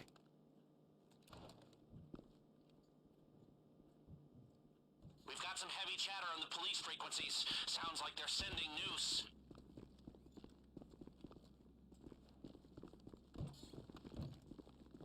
Oh yeah, I would agree with you, Titan.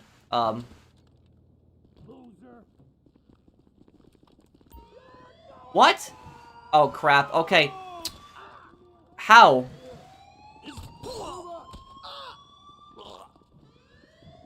How did that... Okay. Push towards the door. Push. Come on, everyone. Total retard!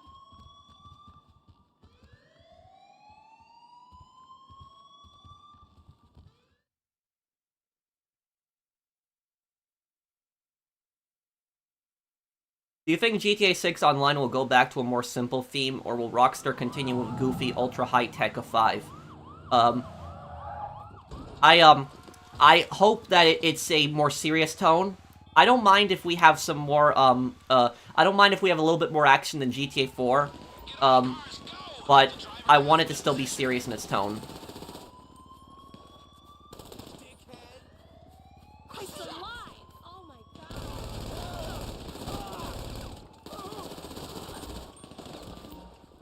Go fuck yourself! What the hell? Okay, keep going, guys. Oh, damn it. But yeah, I would say to you that I would say the political parties are toxic as hell, and have really they've really caused so much damage to American American politics in general. American politics in general is pretty toxic, but it's the political parties are just the problem with the not to get too much into it, but I'll tell you the biggest problem with the political parties is that people really don't know how to think for themselves. Instead of people having their own political viewpoints, what people will do is they'll just follow a party. So whatever the party follows, they will follow regardless of if they agree with it or not. Like I'll give you like a perfect example, is that if you the state that I'm from, New York, in New York, for example, if you go up to Democrats in New York and you tell them, for example, like, I agree with 90% of your policies, guys, I agree with 90% of what you're saying, but I just don't agree with gun control. You know what they'll tell you? They'll tell you, get the hell out of here, you're no real Democrat, get out of here, go. And the exact same thing will happen if you go to a place like Texas and you'll tell the Republicans in Texas, you'll tell them, I agree with 90% of what you guys are saying, but I also believe that, gay people should have the right to get married. You know what they'll do? Exact same thing. They'll tell you, get the hell out of here, you're no Republican. So the problem is that it's just, they expect you to be 100% obedient to the party. It's like you can't have any kind of other outside views. It's like you just have to be completely with both parties, and so you just have this massive amounts of toxicity.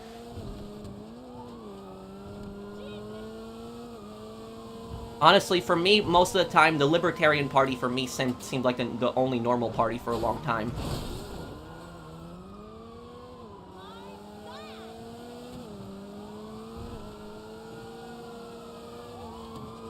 Okay.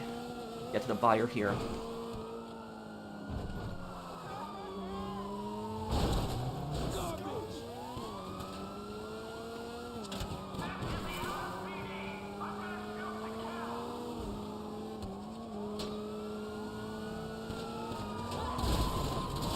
Crap, getting rammed here like crazy.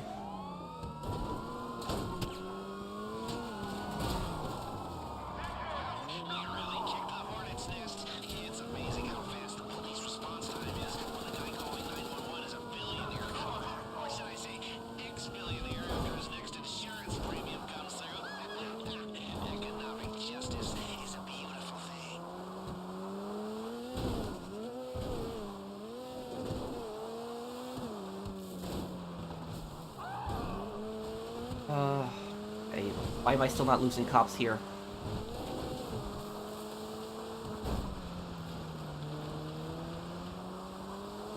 Well, you can just pull up your weapons wheel now to heal. Yeah, that is a feature now.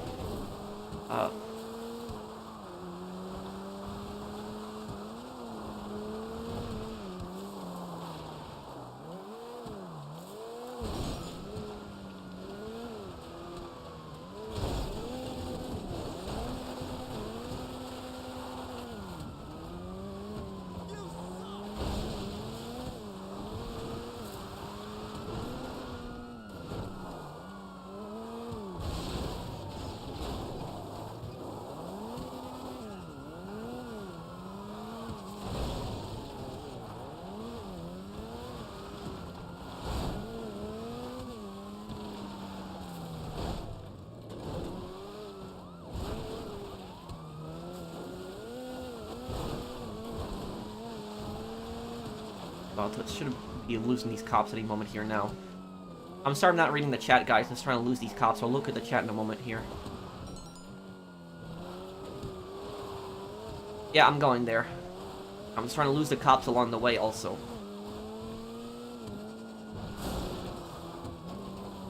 There we go. Cops lost. Ugh. Okay.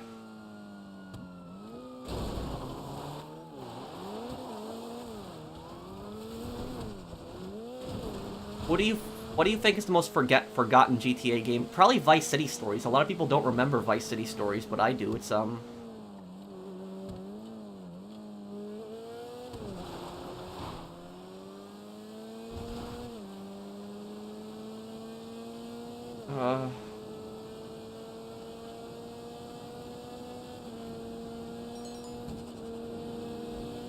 problem.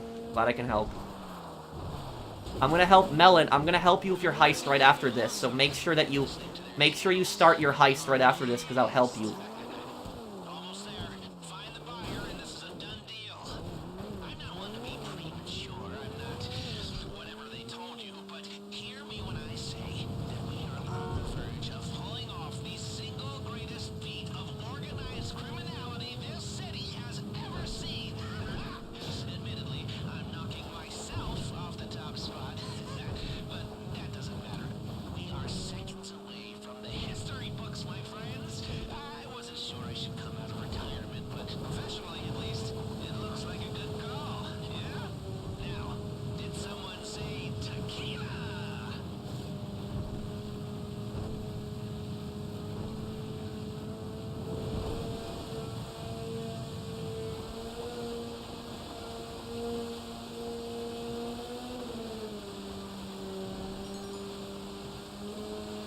Can I put this on YouTube? That's fine. You don't have to ask me, dude. Go ahead. Okay, I'm gonna read chat in just one moment, guys. Let me just get to the destination, and I'll read a bunch of comments.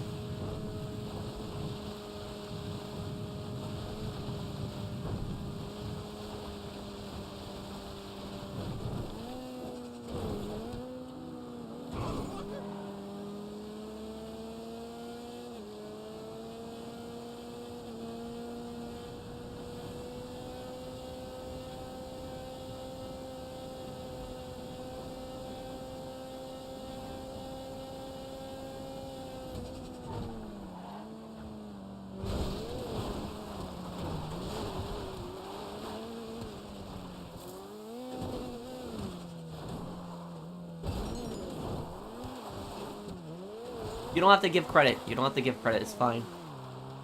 It's just gameplay of you playing with a heist with me. You don't have to credit me for that. But I appreciate it.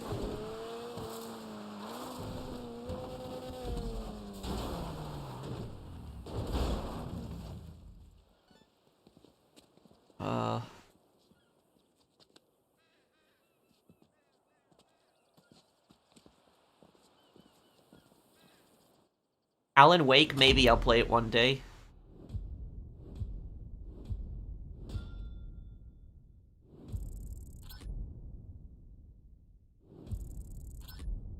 Yeah, I've encountered people like that. Mateo is you want to know something? I'll tell you something really stupid.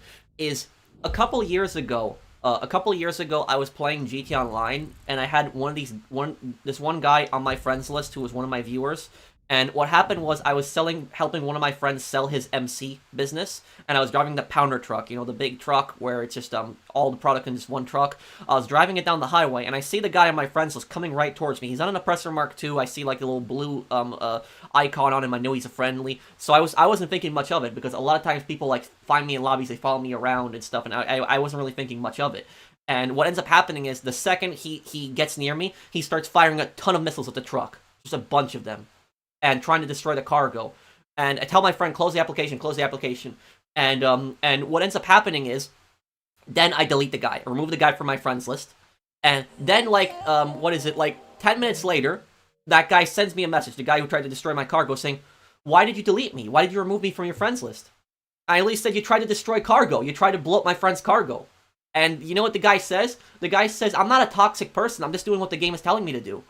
And I'm thinking to myself, like, my God, are you an idiot or something? Like, I was it's like, just because the game tells you to do that doesn't mean that it's correct to do. It's like somebody, takes hours and hours to get that business filled up, and you're gonna ruin hours and hours of somebody's time just for, like, just $2,000 just because some stupid pop-up that you have in the game. It's like, I was thinking, like, if somebody's like a new player, and they tell me that, oh, I was just going after the cargo because the game told me to, then I'll accept that. Because they're a new player and they don't know that. But if you're like, at least like over level 100 and you've been playing the game for some time and you still try to destroy cargo, there's absolutely no excuse for that. You definitely know what you're doing at that point. That's just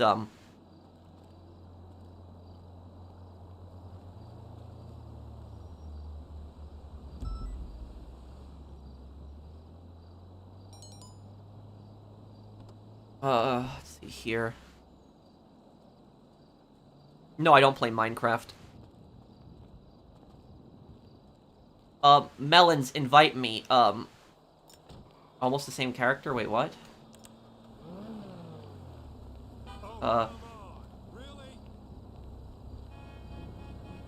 Yeah, I guess. Alpha is pretty similar.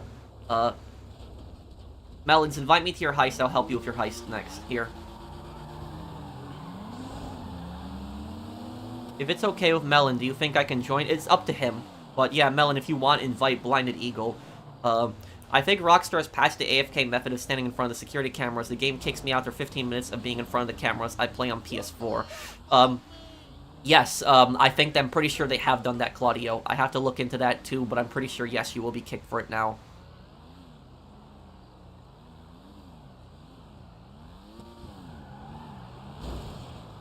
Have I missed anybody else's super chat? I'm sorry if I have. Let me look here.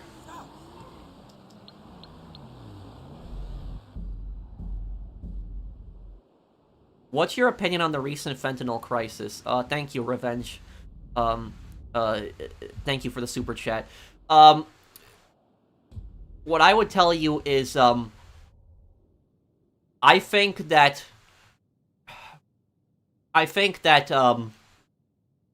there are some states that they go way too easy on people who have drugs and intend to distribute. And when I say intend to distribute, it's very different than drug possession. Young Ancestor's Big Con approach is funny as hell. It is, Mr. Waifu. Thank you for the super chat. Yes, Oregon is a disaster. Like, especially Portland, the way they handled that drug crisis is a disaster. Can't another heist. I got work right now. Sorry. It's okay, Nikki. But anyways, here's the thing about this. Is decriminalizing drug possession, is not necessarily a bad thing. But it is a bad thing when you don't go hard on the dealers. So, like, if somebody is, like, a drug addict, if somebody's, like, addicted to drugs, right? I don't think that it's a good idea to throw that person in jail, because you're not going to cure them of their addiction by throwing them in jail, and it makes no sense. You know, they're a victim in a way, too, because they're addicted to drugs. So, honestly, what I would do, if I had my way, what I would do about the drug crisis, is I would do it that, when it comes to, like, marijuana, do a referendum. Just a referendum, let the people decide if they want it legalized. But all the other stuff, meth, coke, heroin, fentanyl, all the other, garbage, all of that stuff, keep that crap illegal. But the people themselves, if they're caught with this, if you have somebody like addicted to crack or heroin, for example, what I would do is I would have that person appear in front of a judge. And the drug addict has two choices at that point. Choice number one is you go to rehab. If you go to rehab, we will erase your criminal record. You will have no criminal record, and you will be once you finish the rehab program, you will have no criminal record. That's it. If they refuse to go to rehab, send them to jail. That's what I would do. So that would be my policy. As for the drug dealers, it would be, much stricter punishments than what it is now. So that's what I think. I think for the drug addicts, you give them a choice. You tell them, go to rehab or go to jail. It's your choice, because somebody has to be able to want to go to rehab. They have to want to be able to go to rehab. So you put them in front of a judge, and the judge tells them, either go to rehab, get clean, you have no criminal record, or you go to jail. You got two choices at this point. That's basically what Portugal does. That's what Oregon tried to mimic Portugal, but Portugal forces people to go to rehab. Or Oregon doesn't. Do you know how stupid it is in Oregon? In Oregon, they in Portland, the police will like catch somebody with drugs, and then what they will do is they'll just basically give them like a piece of paper and be like, oh, here, call this number for like drug assistance, and like nobody calls the number. The police have said that nobody does it. So it's just so stupid. Like the way Portugal has handled it. What about your policies on drug suppliers and drug lords? Much more strict than what it is. If you're dealing drugs, I think you should spend several years of your life inside prison, because there's a very big difference between being a drug addict and selling drugs. If you're selling drugs, you're basically dealing poison to people.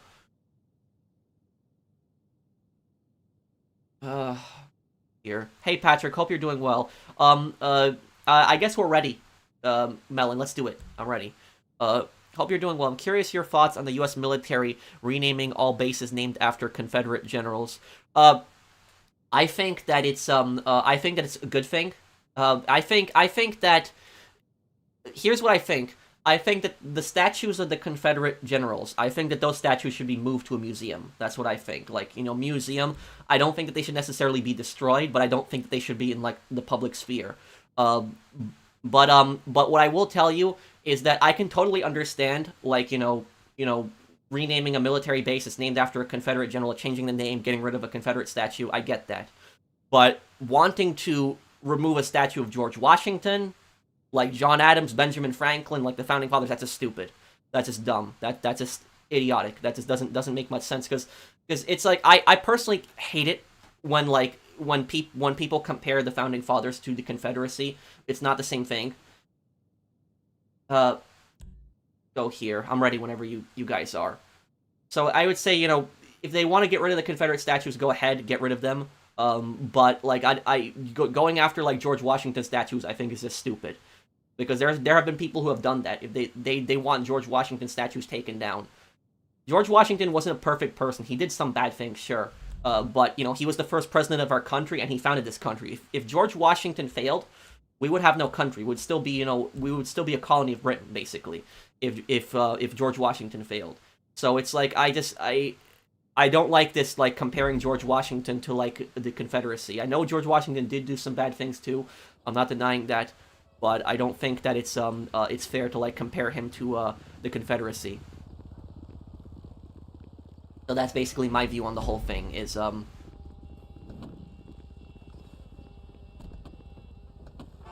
bombs or go. Take the bug star van. Security is expecting exterminators at the back entrance. Sometimes you just gotta fall back on the hits. I ever tell you about the time we pulled something similar to take down a jewel store and no, should probably shut up about that one. Or save it for the book I write when I retire again. I hope I answered your question, Eric. You like killing things and you'll be good. What do you think is the hardest Call of Duty mission? I think Heart of the Reich is the hardest. Storming the Reichstag is so hard.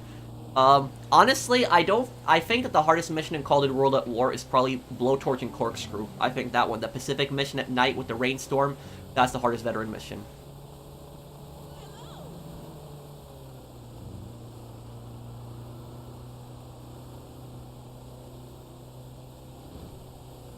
That's the conflict with the IRA, random gamer.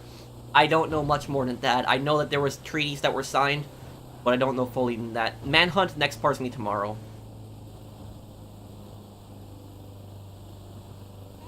Let's meet up next week. Drive in and pull up by the rear entrance. Uh-oh. Buzz you in. And remember to be cool. They're expecting you. No, I haven't, Jorge.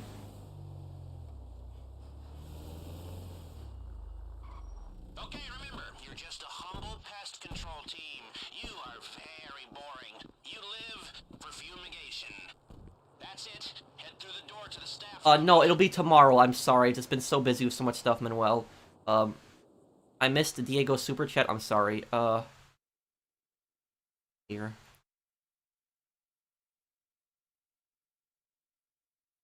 Oh, I'm sorry, I didn't see. AFK cameras patched, but new method. Go to casino inside track. Sit on the solo event place. That screen. Plug in controller. You won't be kicked. Oh, I didn't know about that, Diego. That's a good tip. So that's how you go AFK right now. How do you allow viewers to join you in Reddit Online? Well, Reddit Online, it's actually easier to join me than it is on GTA Online. Reddit Online, we only play with 6 people, but we're playing in private sessions. But it's because I would get harassed in public sessions beforehand. But in Reddit Online, you can add somebody from my lobby. So, like, somebody from my lobby, you can add them and join in. But when it comes to GTA Online, you have to be on my friends list. And I know that limits the amount of people that I can play with, but I have to do it this way, dude. Because if I wish I could play in public sessions, but the thing about this is anybody who has watched my channel for years knows exactly what happens if I play in a public session. If anybody has not ever seen what happens when I play in a public session, if I play in a public session, I have people repeatedly joining and harassing me and sending toxic crap and blowing me up with the orbital cannon oppressor mark 2. We can't even get one sale done. That's like how out of control it has gotten. It was like constantly like checking every 5 seconds to see if somebody's in the facility. It was so stressful. And so it's like now I don't have to look constantly check if somebody's in the facility. I don't have to worry about that crap. So that's just what it is. I'm constantly adding people though, so I am adding more people constantly and playing with more people. Has Fargo Season 5 been announced? But that's basically it. Just understand that's why I have to play in friend sessions, because it got so out of control in the past before. It was just so ridiculous. Once you've made your choice, run the simulation and see how it stacks up. You'll get a few failed attempts before the scanner realizes what we're doing. Take too many bites at the cherry, or take too long to get through the door once it's open. The alarm goes off and our day gets a lot worse. But if you want to know how toxic it got so toxic that what would happen was people would send friend requests to like people in my lobbies when I played in like, you know, public sessions, and what they would typically say is they would typically say the same thing. They say, "Oh, I want to help grind, I want to help sell," and then when they actually get in the lobby, it's a completely different story. They're just constantly killing people, they're attacking people, so it's gotten really toxic. We'll be fine, I think. Stay back here. Hold on a second.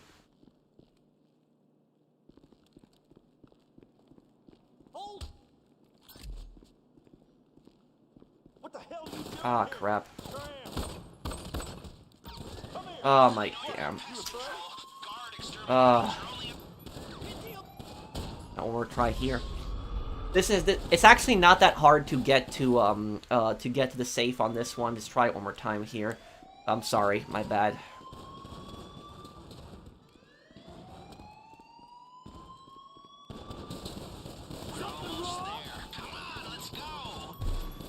What time period does Fargo Season 5 take place in? Wait.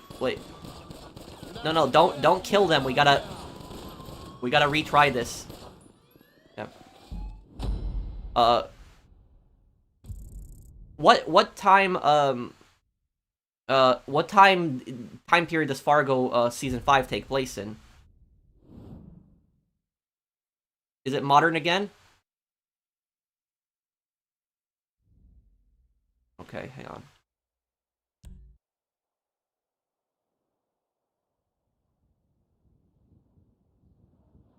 It's modern, okay.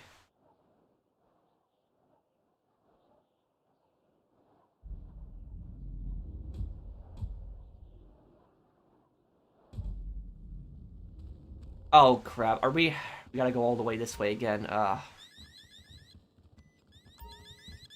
What do you think about drug dealers who use money to feed their families? I have a question for you, Walker. And I'm not insulting you when I say this. But my question to you would be this: how would you feel if somebody robbed you? You know, took your money, your stuff, all your stuff, and then said, "Oh, I had to do that to feed my family." The point that I'm getting at is that it's not an excuse. It's like, you know, committing crimes is not an excuse you cannot use committing crimes as an excuse to feed your family. There's other ways to go about making money, and that's And Up this way. I have dealt with scammers a lot. I've pissed off scammers, I annoy scammers, I trick scammers. So I have a playlist on my channel called Trolling Scammers, check it out, where I call scammers up and I harass them and I annoy them. And basically what happens is when I get into a confrontation with them, they've told me before that oh, I'm just trying to feed my family, or I'm poor, or, just basically stuff like that. That is not an excuse. I don't care what kind of financial situation somebody is in, it does not give you an excuse to hurt somebody else. And while drug dealing does hurt other people, it gets people addicted and you're ruining other families, you're ruining other people's lives. So it's not ultimately an excuse on that. But I hope you understand what I'm getting at, Walker. I'm not trying to insult you or anything there. That's just basically what I'm getting at, is that it's not an excuse to, you can't use that as an excuse. Alarm goes off and our day gets a lot worse.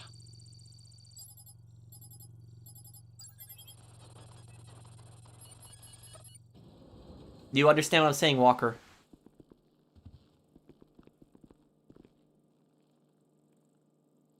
Well, this is as far as those disguises will get you. Make sure you're not seen and get to the main trap. What happened? I can't move.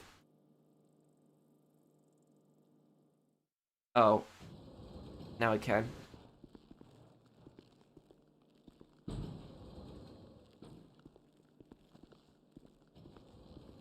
Okay, I'll take a look at it when I get the chance, Mr. Nowhere. That guy that's walking around the room, he's the one who saw me. Hold on, stay where you are right now.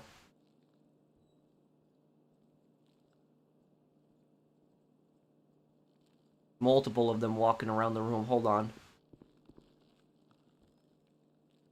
Keep going. Stay back, stay back.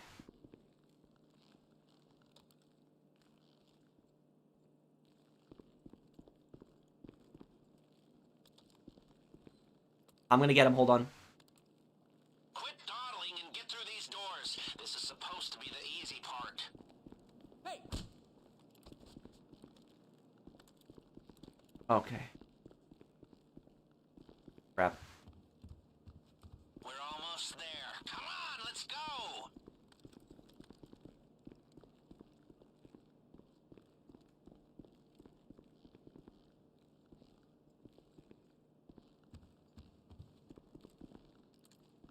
Okay, guys, come over here quickly.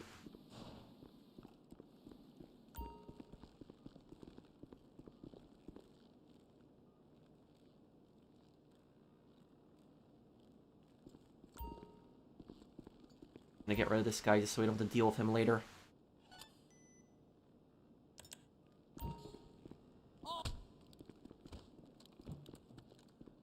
Oh crap, the guy's coming back, watch out.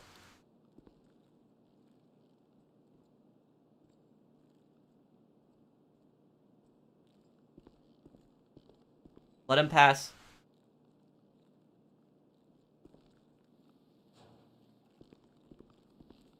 We're almost there.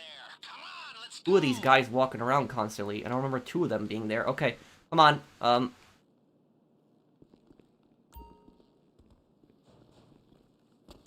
Okay, do it.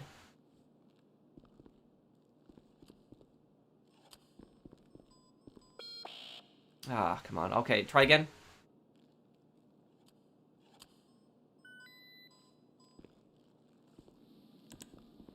We're almost there. Come on, let's go.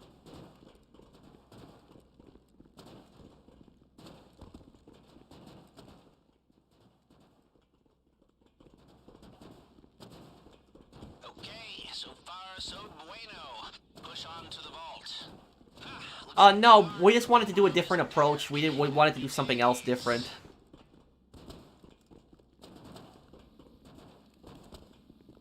Okay, we made it here. Get out your equipment and get into the vault.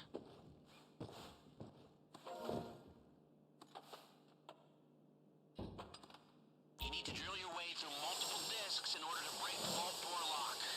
Keep an eye on your temperature gauge. You waste a lot of effort by going too quick. Okay, disc one is done on this side. Hurry, I want to see the inside of that vault. Number two done.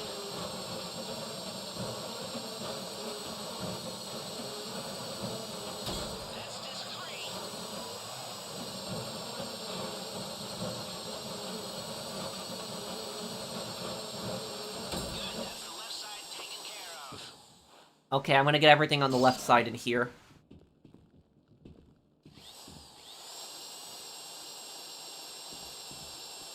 Spot some people who avoid paying taxes. Well, here's what I'll tell you something interesting about that. Is, and this is what a lot of people don't know.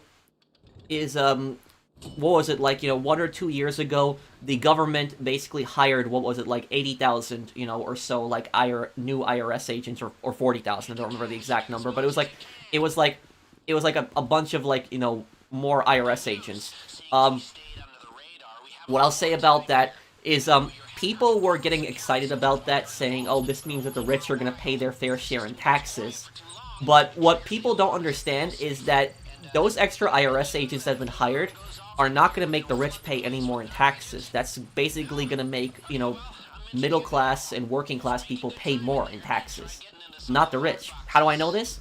Because what the rich are doing, a lot of times the rich aren't necessarily breaking the laws when they're paying less taxes. What they're doing is they're going through loopholes. So the rich find, like, loopholes in the law in which they can get around it. So even if the IRS tries to bring a legal case against some of the rich people that are paying less in taxes, it's going to fail.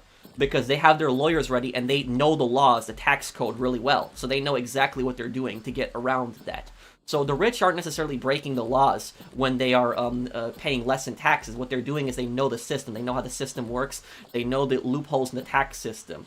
So that's a little different than people avoiding taxes. I mean, I guess you could argue it's the same thing, but when we generally think of avoiding taxes, we're thinking of people who are breaking the law to not, pay taxes. But what the rich are doing is they're not necessarily breaking the law. So the solution isn't to hire more IRS agents. The solution is to fix the loopholes, which none of the politicians do. None of the politicians fix the loopholes that the rich use to basically, pay much less in taxes. And when I say the rich, I'm not talking about the, the millionaires, because when people oftentimes think, they look at somebody that is like a millionaire, lives in a mansion with his family, and basically they think, oh, that guy's not paying his fair share in taxes. That guy probably is paying his fair share in taxes. The people who are not, paying more in taxes are, like, the really, really rich people. These are the people, like, I'm talking, like, the really rich billionaires. These guys, they basically know the ins and outs of the tax system. They know all the loopholes.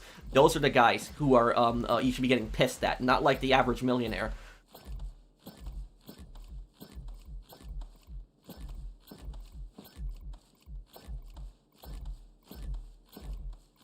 Okay.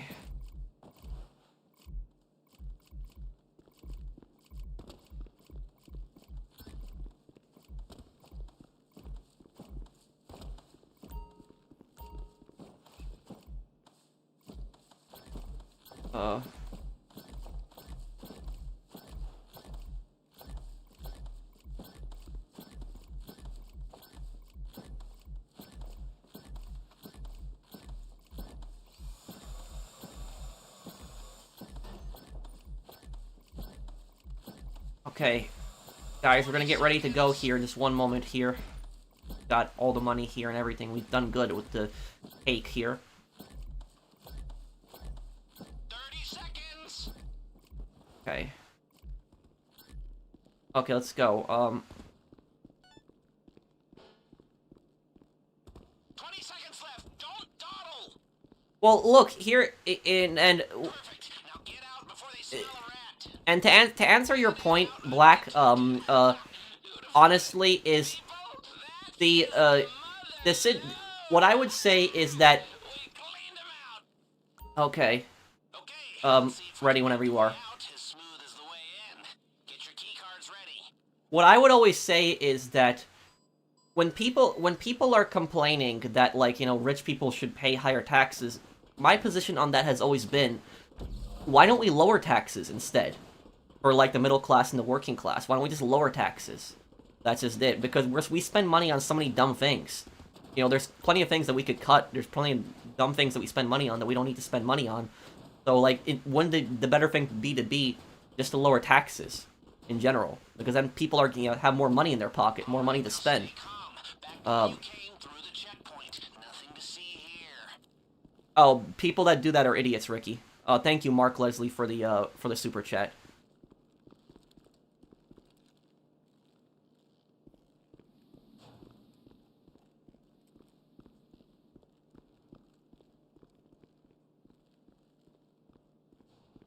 Hang on, wait. Gun. Go.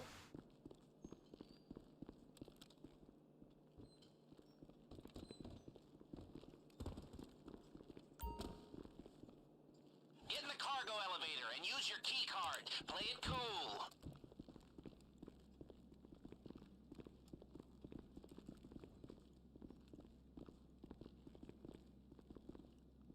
Okay, I need you to stay calm. They've seen what you did to the vault, and now the whole place is locking down fast. They know you're still in the building. Just keep moving and keep quiet. Oh, crap. Time to change your outfits. We need a I fresh really hope start that to didn't... make it out of here. Damn! I'm sorry, guys. I messed that up. I'm sorry. Get the guns. Let's just go. We've got some heavy chatter on the police frequencies. Sounds like they're sending news.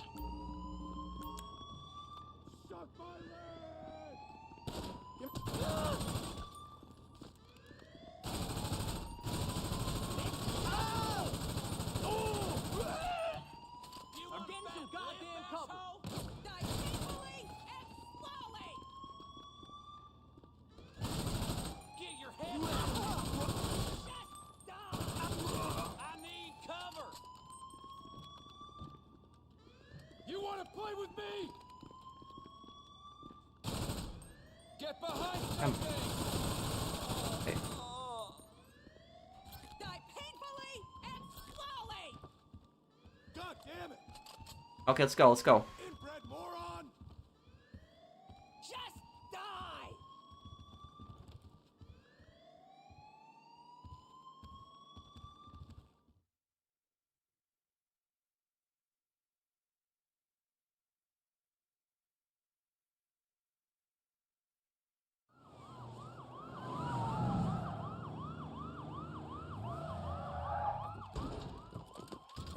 Why do you always let guards kill you after being detected so you get another chance to stealth? Getaway cars, go! The driver has them in position.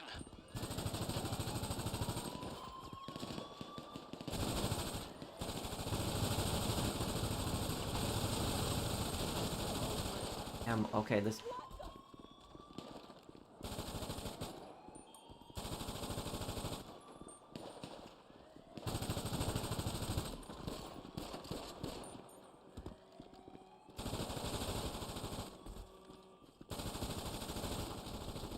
Fuck you!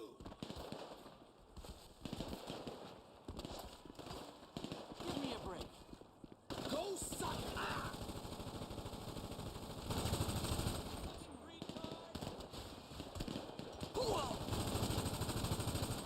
Fuck me! I'm aiming for your head! You fucker. Hey,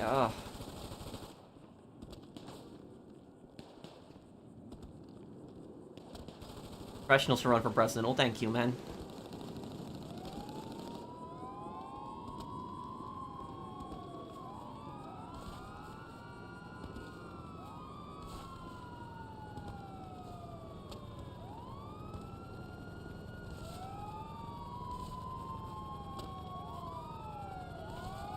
Okay, let's get to this here.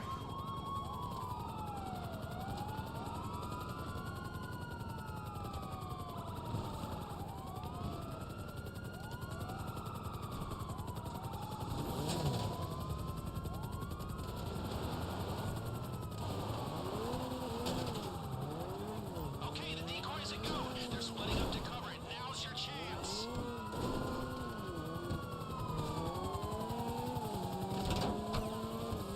You have a clean car all lined up. Just don't let them see you switch.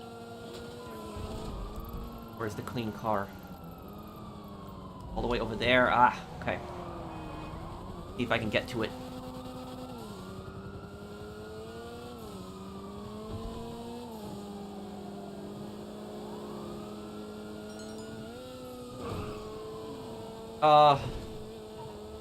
Yes, I could blinded eagle.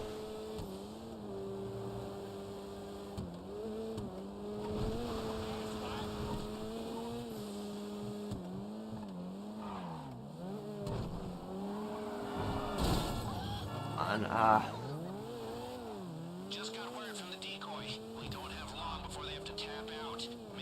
most of it. Wow, we really kicked the hornet's nest. It's amazing how fast the police response time is when the guy calling 911 is a billionaire. Or should I say, ex-billionaire after his next insurance premium comes through. Economic justice is a beautiful thing. All right, the decoy is out. You're on your own now.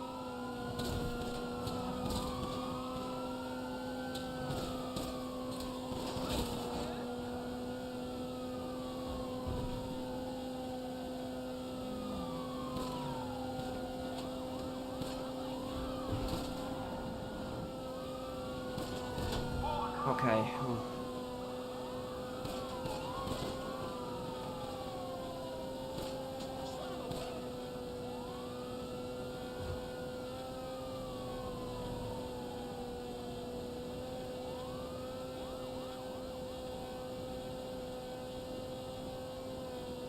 So we're gonna see if we can use a decoy car.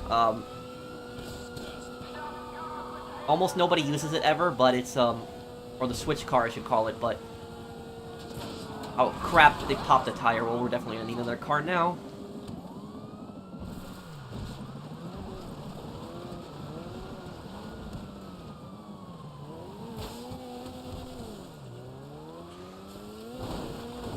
The switch car, basically how it works is it'll let you lose the cops a lot faster, but I get to it.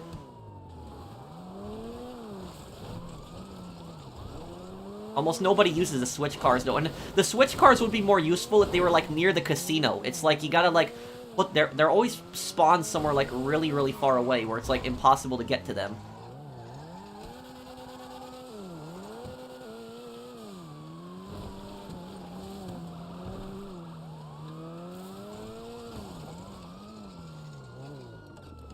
Getaway cars, go! The driver has them in position. They haven't made this car yet, so avoid the cops and don't do anything stupid.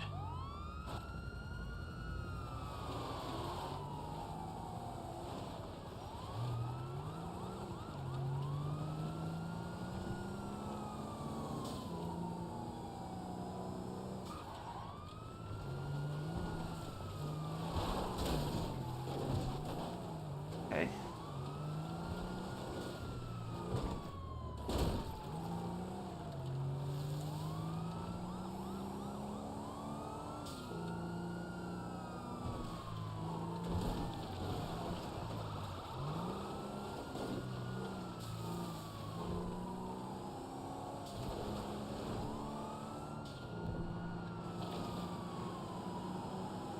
There we go. You lost them. And listening to their channels, they are pissed. I'm not one to be premature. I'm not whatever they told you, but hear me when I say that we are on the verge of pulling off the single greatest feat of organized criminality this city has ever seen. Admittedly, I'm knocking myself off the top spot, but that doesn't matter. We are seconds away from the history books, my friends. I wasn't sure I should come out of retirement, but professionally at least, it looks like a good call, yeah? Now, did someone say tequila? Almost there. Find the buyer and this is a done deal. Okay, 3 miles.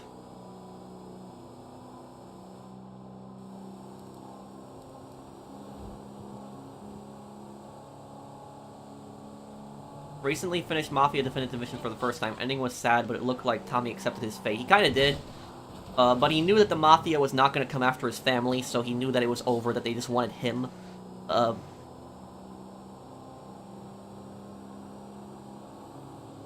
But yes, that's a perfect example of the Mafia never forgets. That was basically the lesson in Mafia Definitive Edition. You're the best Chad person I know, someone who helps other people and has a fun time with friends. Well, thank you, Phoenix.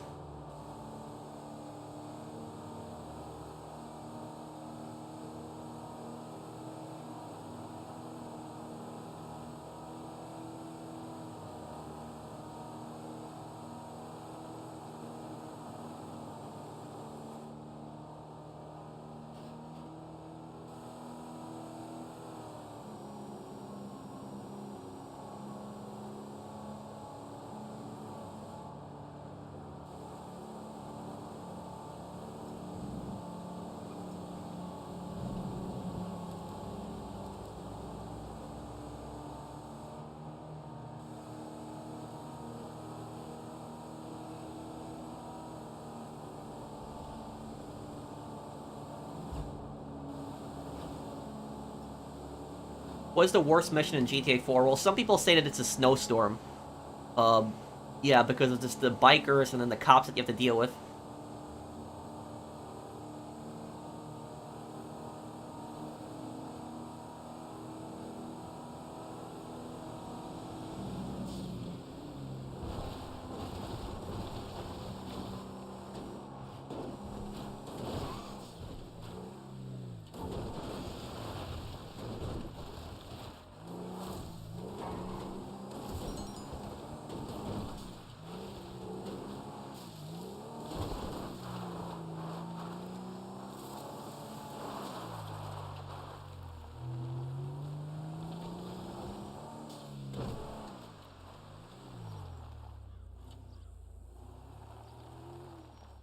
Okay, here we go.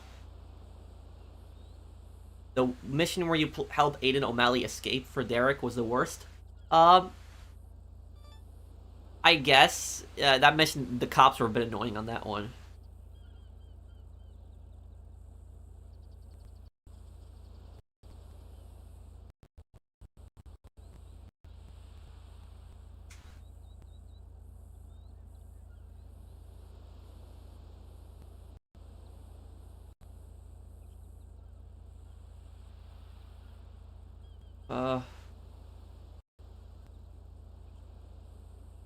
I could probably help you another time, Fade, though. I'm gonna just help Blinded with his warehouse, and then I'm gonna get some food because I'm a bit hungry.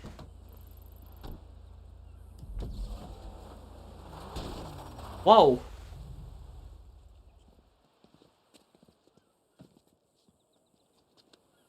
One of the strongest gangs. I don't know if he's the strongest. I would say Gravelli probably is, but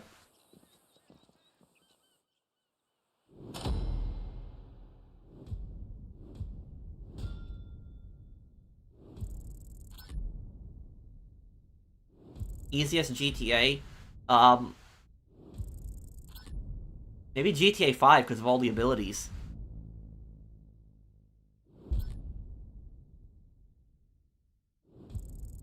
Do not eat before streams. I usually eat after a stream.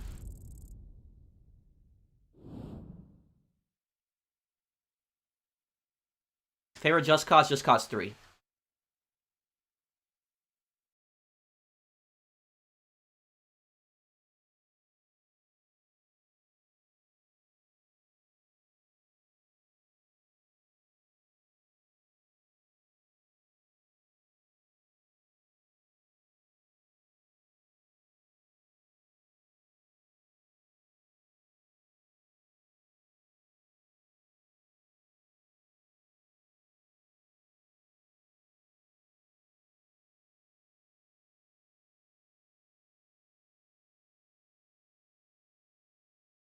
Okay, Fade.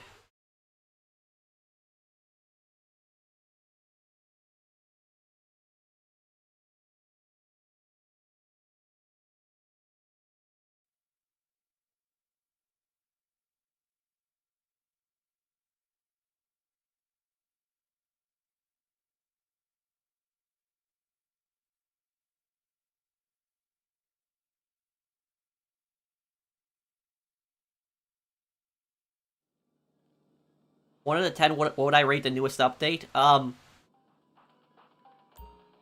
Maybe 8 out of 10. It's good. It has a lot of content. The business is relatively easy to use, but what sucks about it is the fact that it's. What sucks about it is the fact that it's that you can only do those missions like once a week.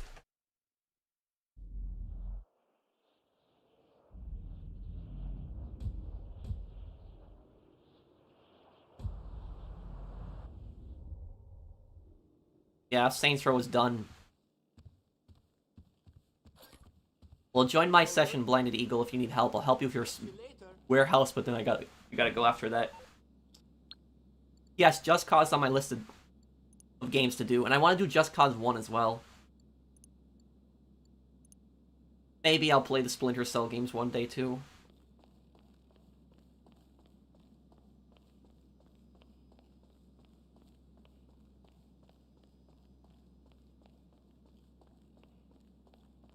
Who is your favorite Batman? Give us a tier list. Ooh, I actually probably would not even know the a lot of the actors' names because I've watched some of the movies. I don't know if I would know the actors' names. I would say my favorite Batman actor. I don't know his name. But I would say it would be the guy who did the voice of Batman in the animated series, the 1990s like animated cartoon. I would say him. I liked his voice the best.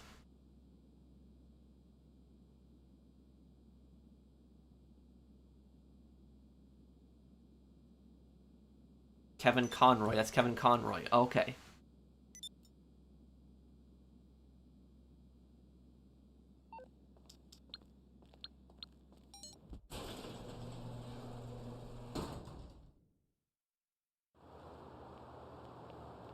Your Fight Night champion. Great job on the final fight. Thank you, April Night Zombie. Thank you.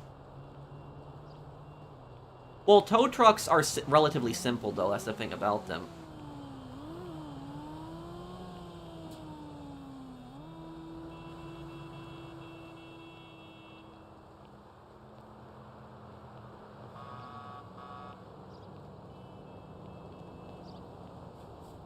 Hey, I love the new hair. Christ alive! Fuck you!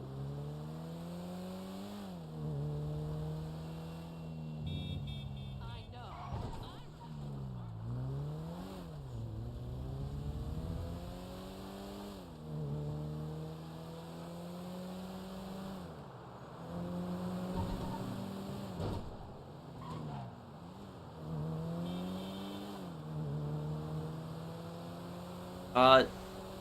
Okay, Blinded Eagle, what's, you have it ready? Let's, yeah, oh, your warehouse over there. Okay, just sell it. I'm driving over there anyways.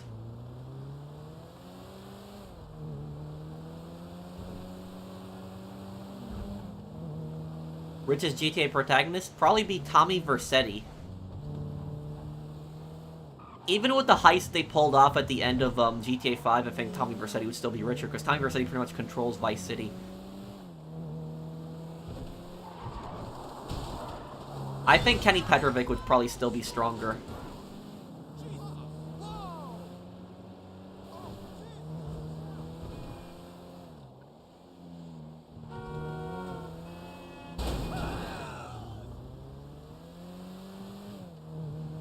No, not world hunger, but they could probably... The U.S. government can only do so much. I don't think that the U.S. government would be capable of ending world hunger. I think it would have to be a team combined effort. It would have to be a combined effort.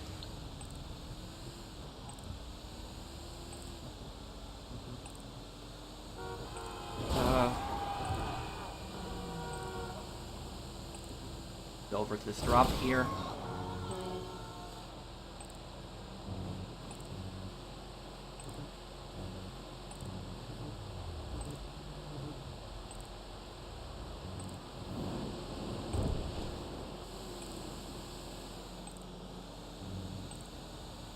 Well, CJ did have a lot of money from a lot of places. He was a stakeholder in a casino and he became Mad Dog's manager, but that doesn't, I still think Tommy Vercetti would have more money than him. And CJ doesn't really own those cities, that's the thing about that. Tommy Vercetti pretty much took over Vice City.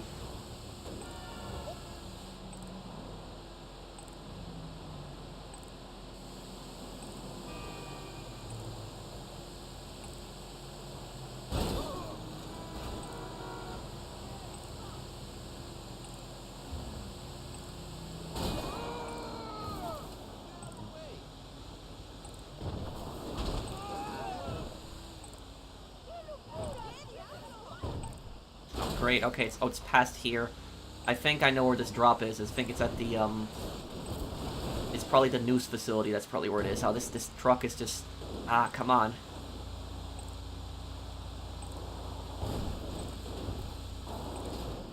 Come on, man.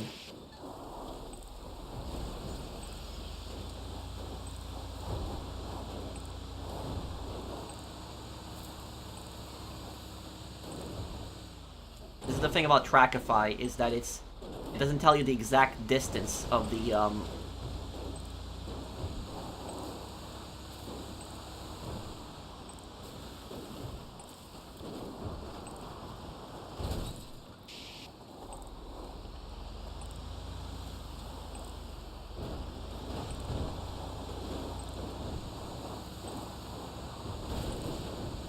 Yeah, it looks like it's gonna be a news facility. Okay.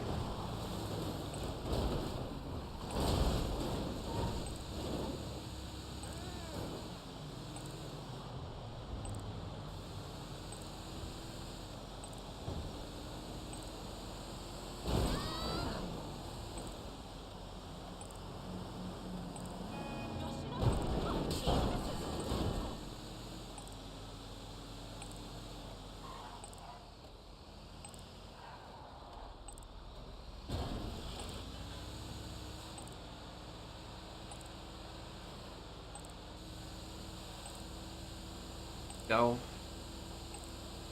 Right where I am, Blinded Eagle, this is where the drop is going to be.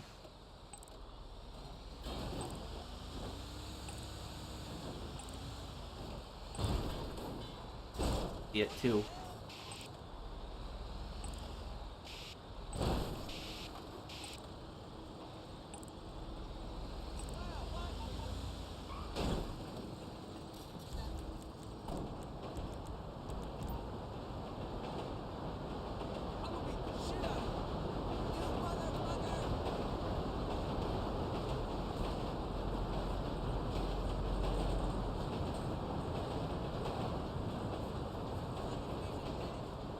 You're 1 in a million. You've got to burn to shine. Well, thank you.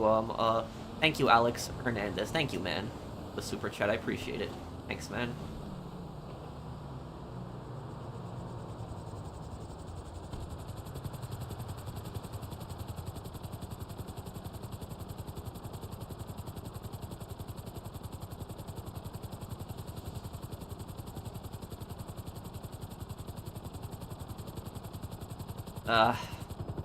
Don't want to answer a question like that, Walker. Yeah, I don't think so, but...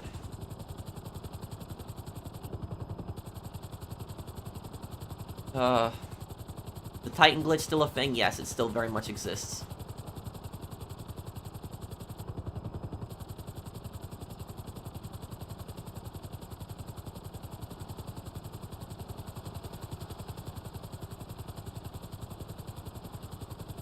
My birthday is June 7th.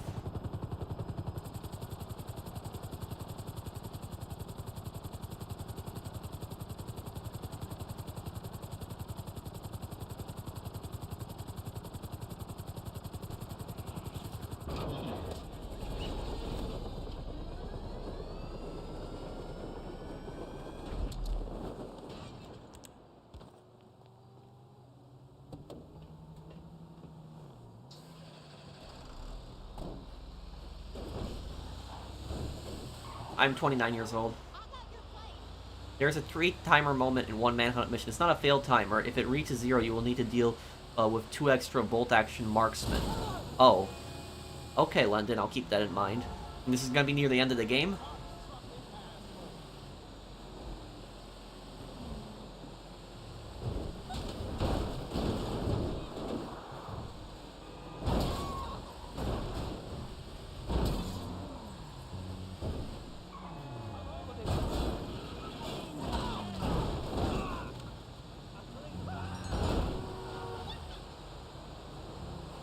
I guess I'm just gonna see what's in the fridge after this Blinded Eagle.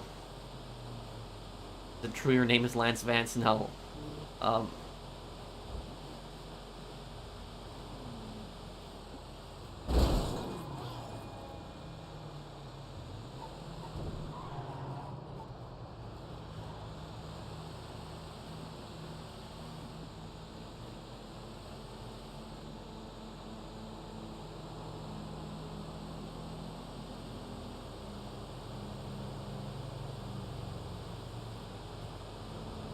Bro, does GTA 5 runs better on PS5 than PS4? Oh, thank you. Are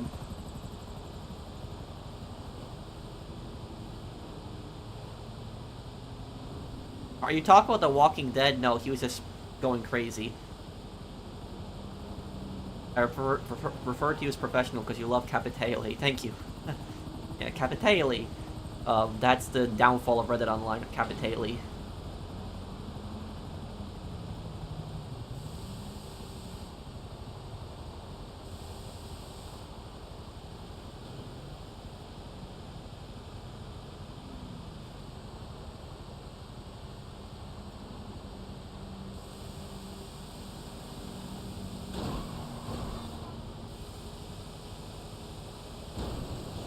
Oh, great. The physics on this truck.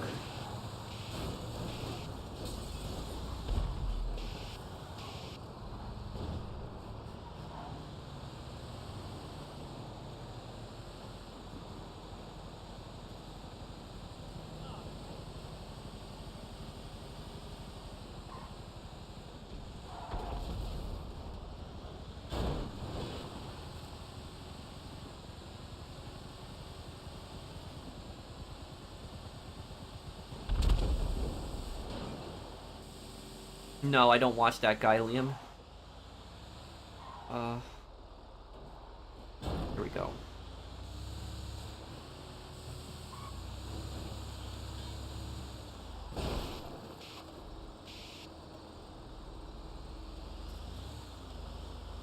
Any chance playing GTA Online on PC? I might, if I ever do play PC, it'll probably be to try the GTA RP. That's what it might be. But, okay. Okay, so I guess I'll probably be wrapping up the stream here, guys. I'll still stick around for, like, a few minutes and answer questions, so if anybody wants to ask me anything before I go answer questions. Was Michael under witness protection? No, he wasn't. Even The Last of Us 2 Remaster added more than Red Dead Redemption 1 on PS4. Did it? See my face, amigo? Well, Re-fucking-member it, I'm your it's sad that Reddit Online got abandoned so badly.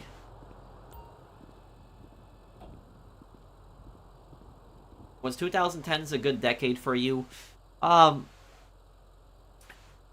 Yes and no. I had some hard times in at my job. Went through some things. A little bit of difficult times, but it's also when my YouTube channel took off, the 2010. So like, you know, my YouTube channel took off in 2017. So it's yeah, it's, I guess, a good and a bad decade for me. I'm gonna have the next part of Manhunt tomorrow. I was born in 1994.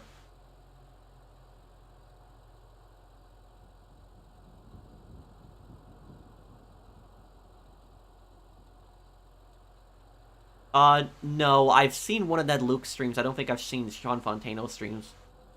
But I should watch it. What do you think happened to Lewis after GTA 4? He's probably running the clubs in Liberty City.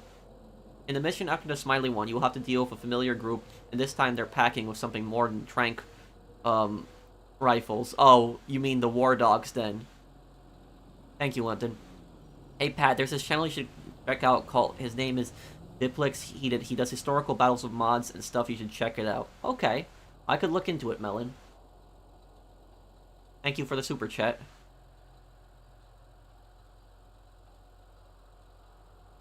Yeah, I know. When I moved to the upper Midwest, Unique, so I know it does get cold.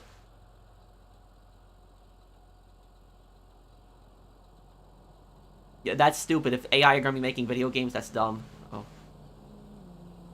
Catalina's a psychopath. She has no empathy for others. Petrovic, there's a good possibility he'll be in GTA 6, but he's maybe a pretty older guy at that point.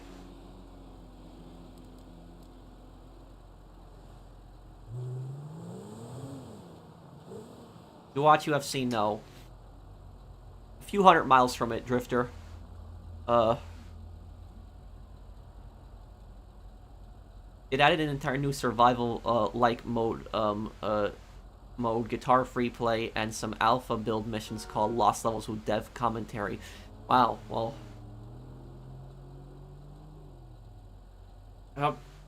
I might look into those games one day. Yeah, I know about that, Ozzy. I'll be down to do one day too.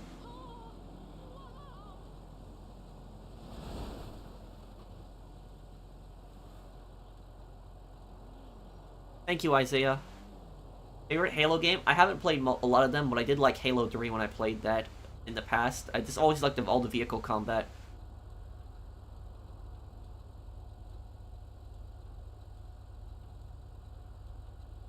I know, Arno, but the thing about this is sociopaths are, there's still some people sociopaths might love, like close friends or family members, but psychopaths, there's nobody that they love, nobody they care about. It's a complete lack of empathy, zero.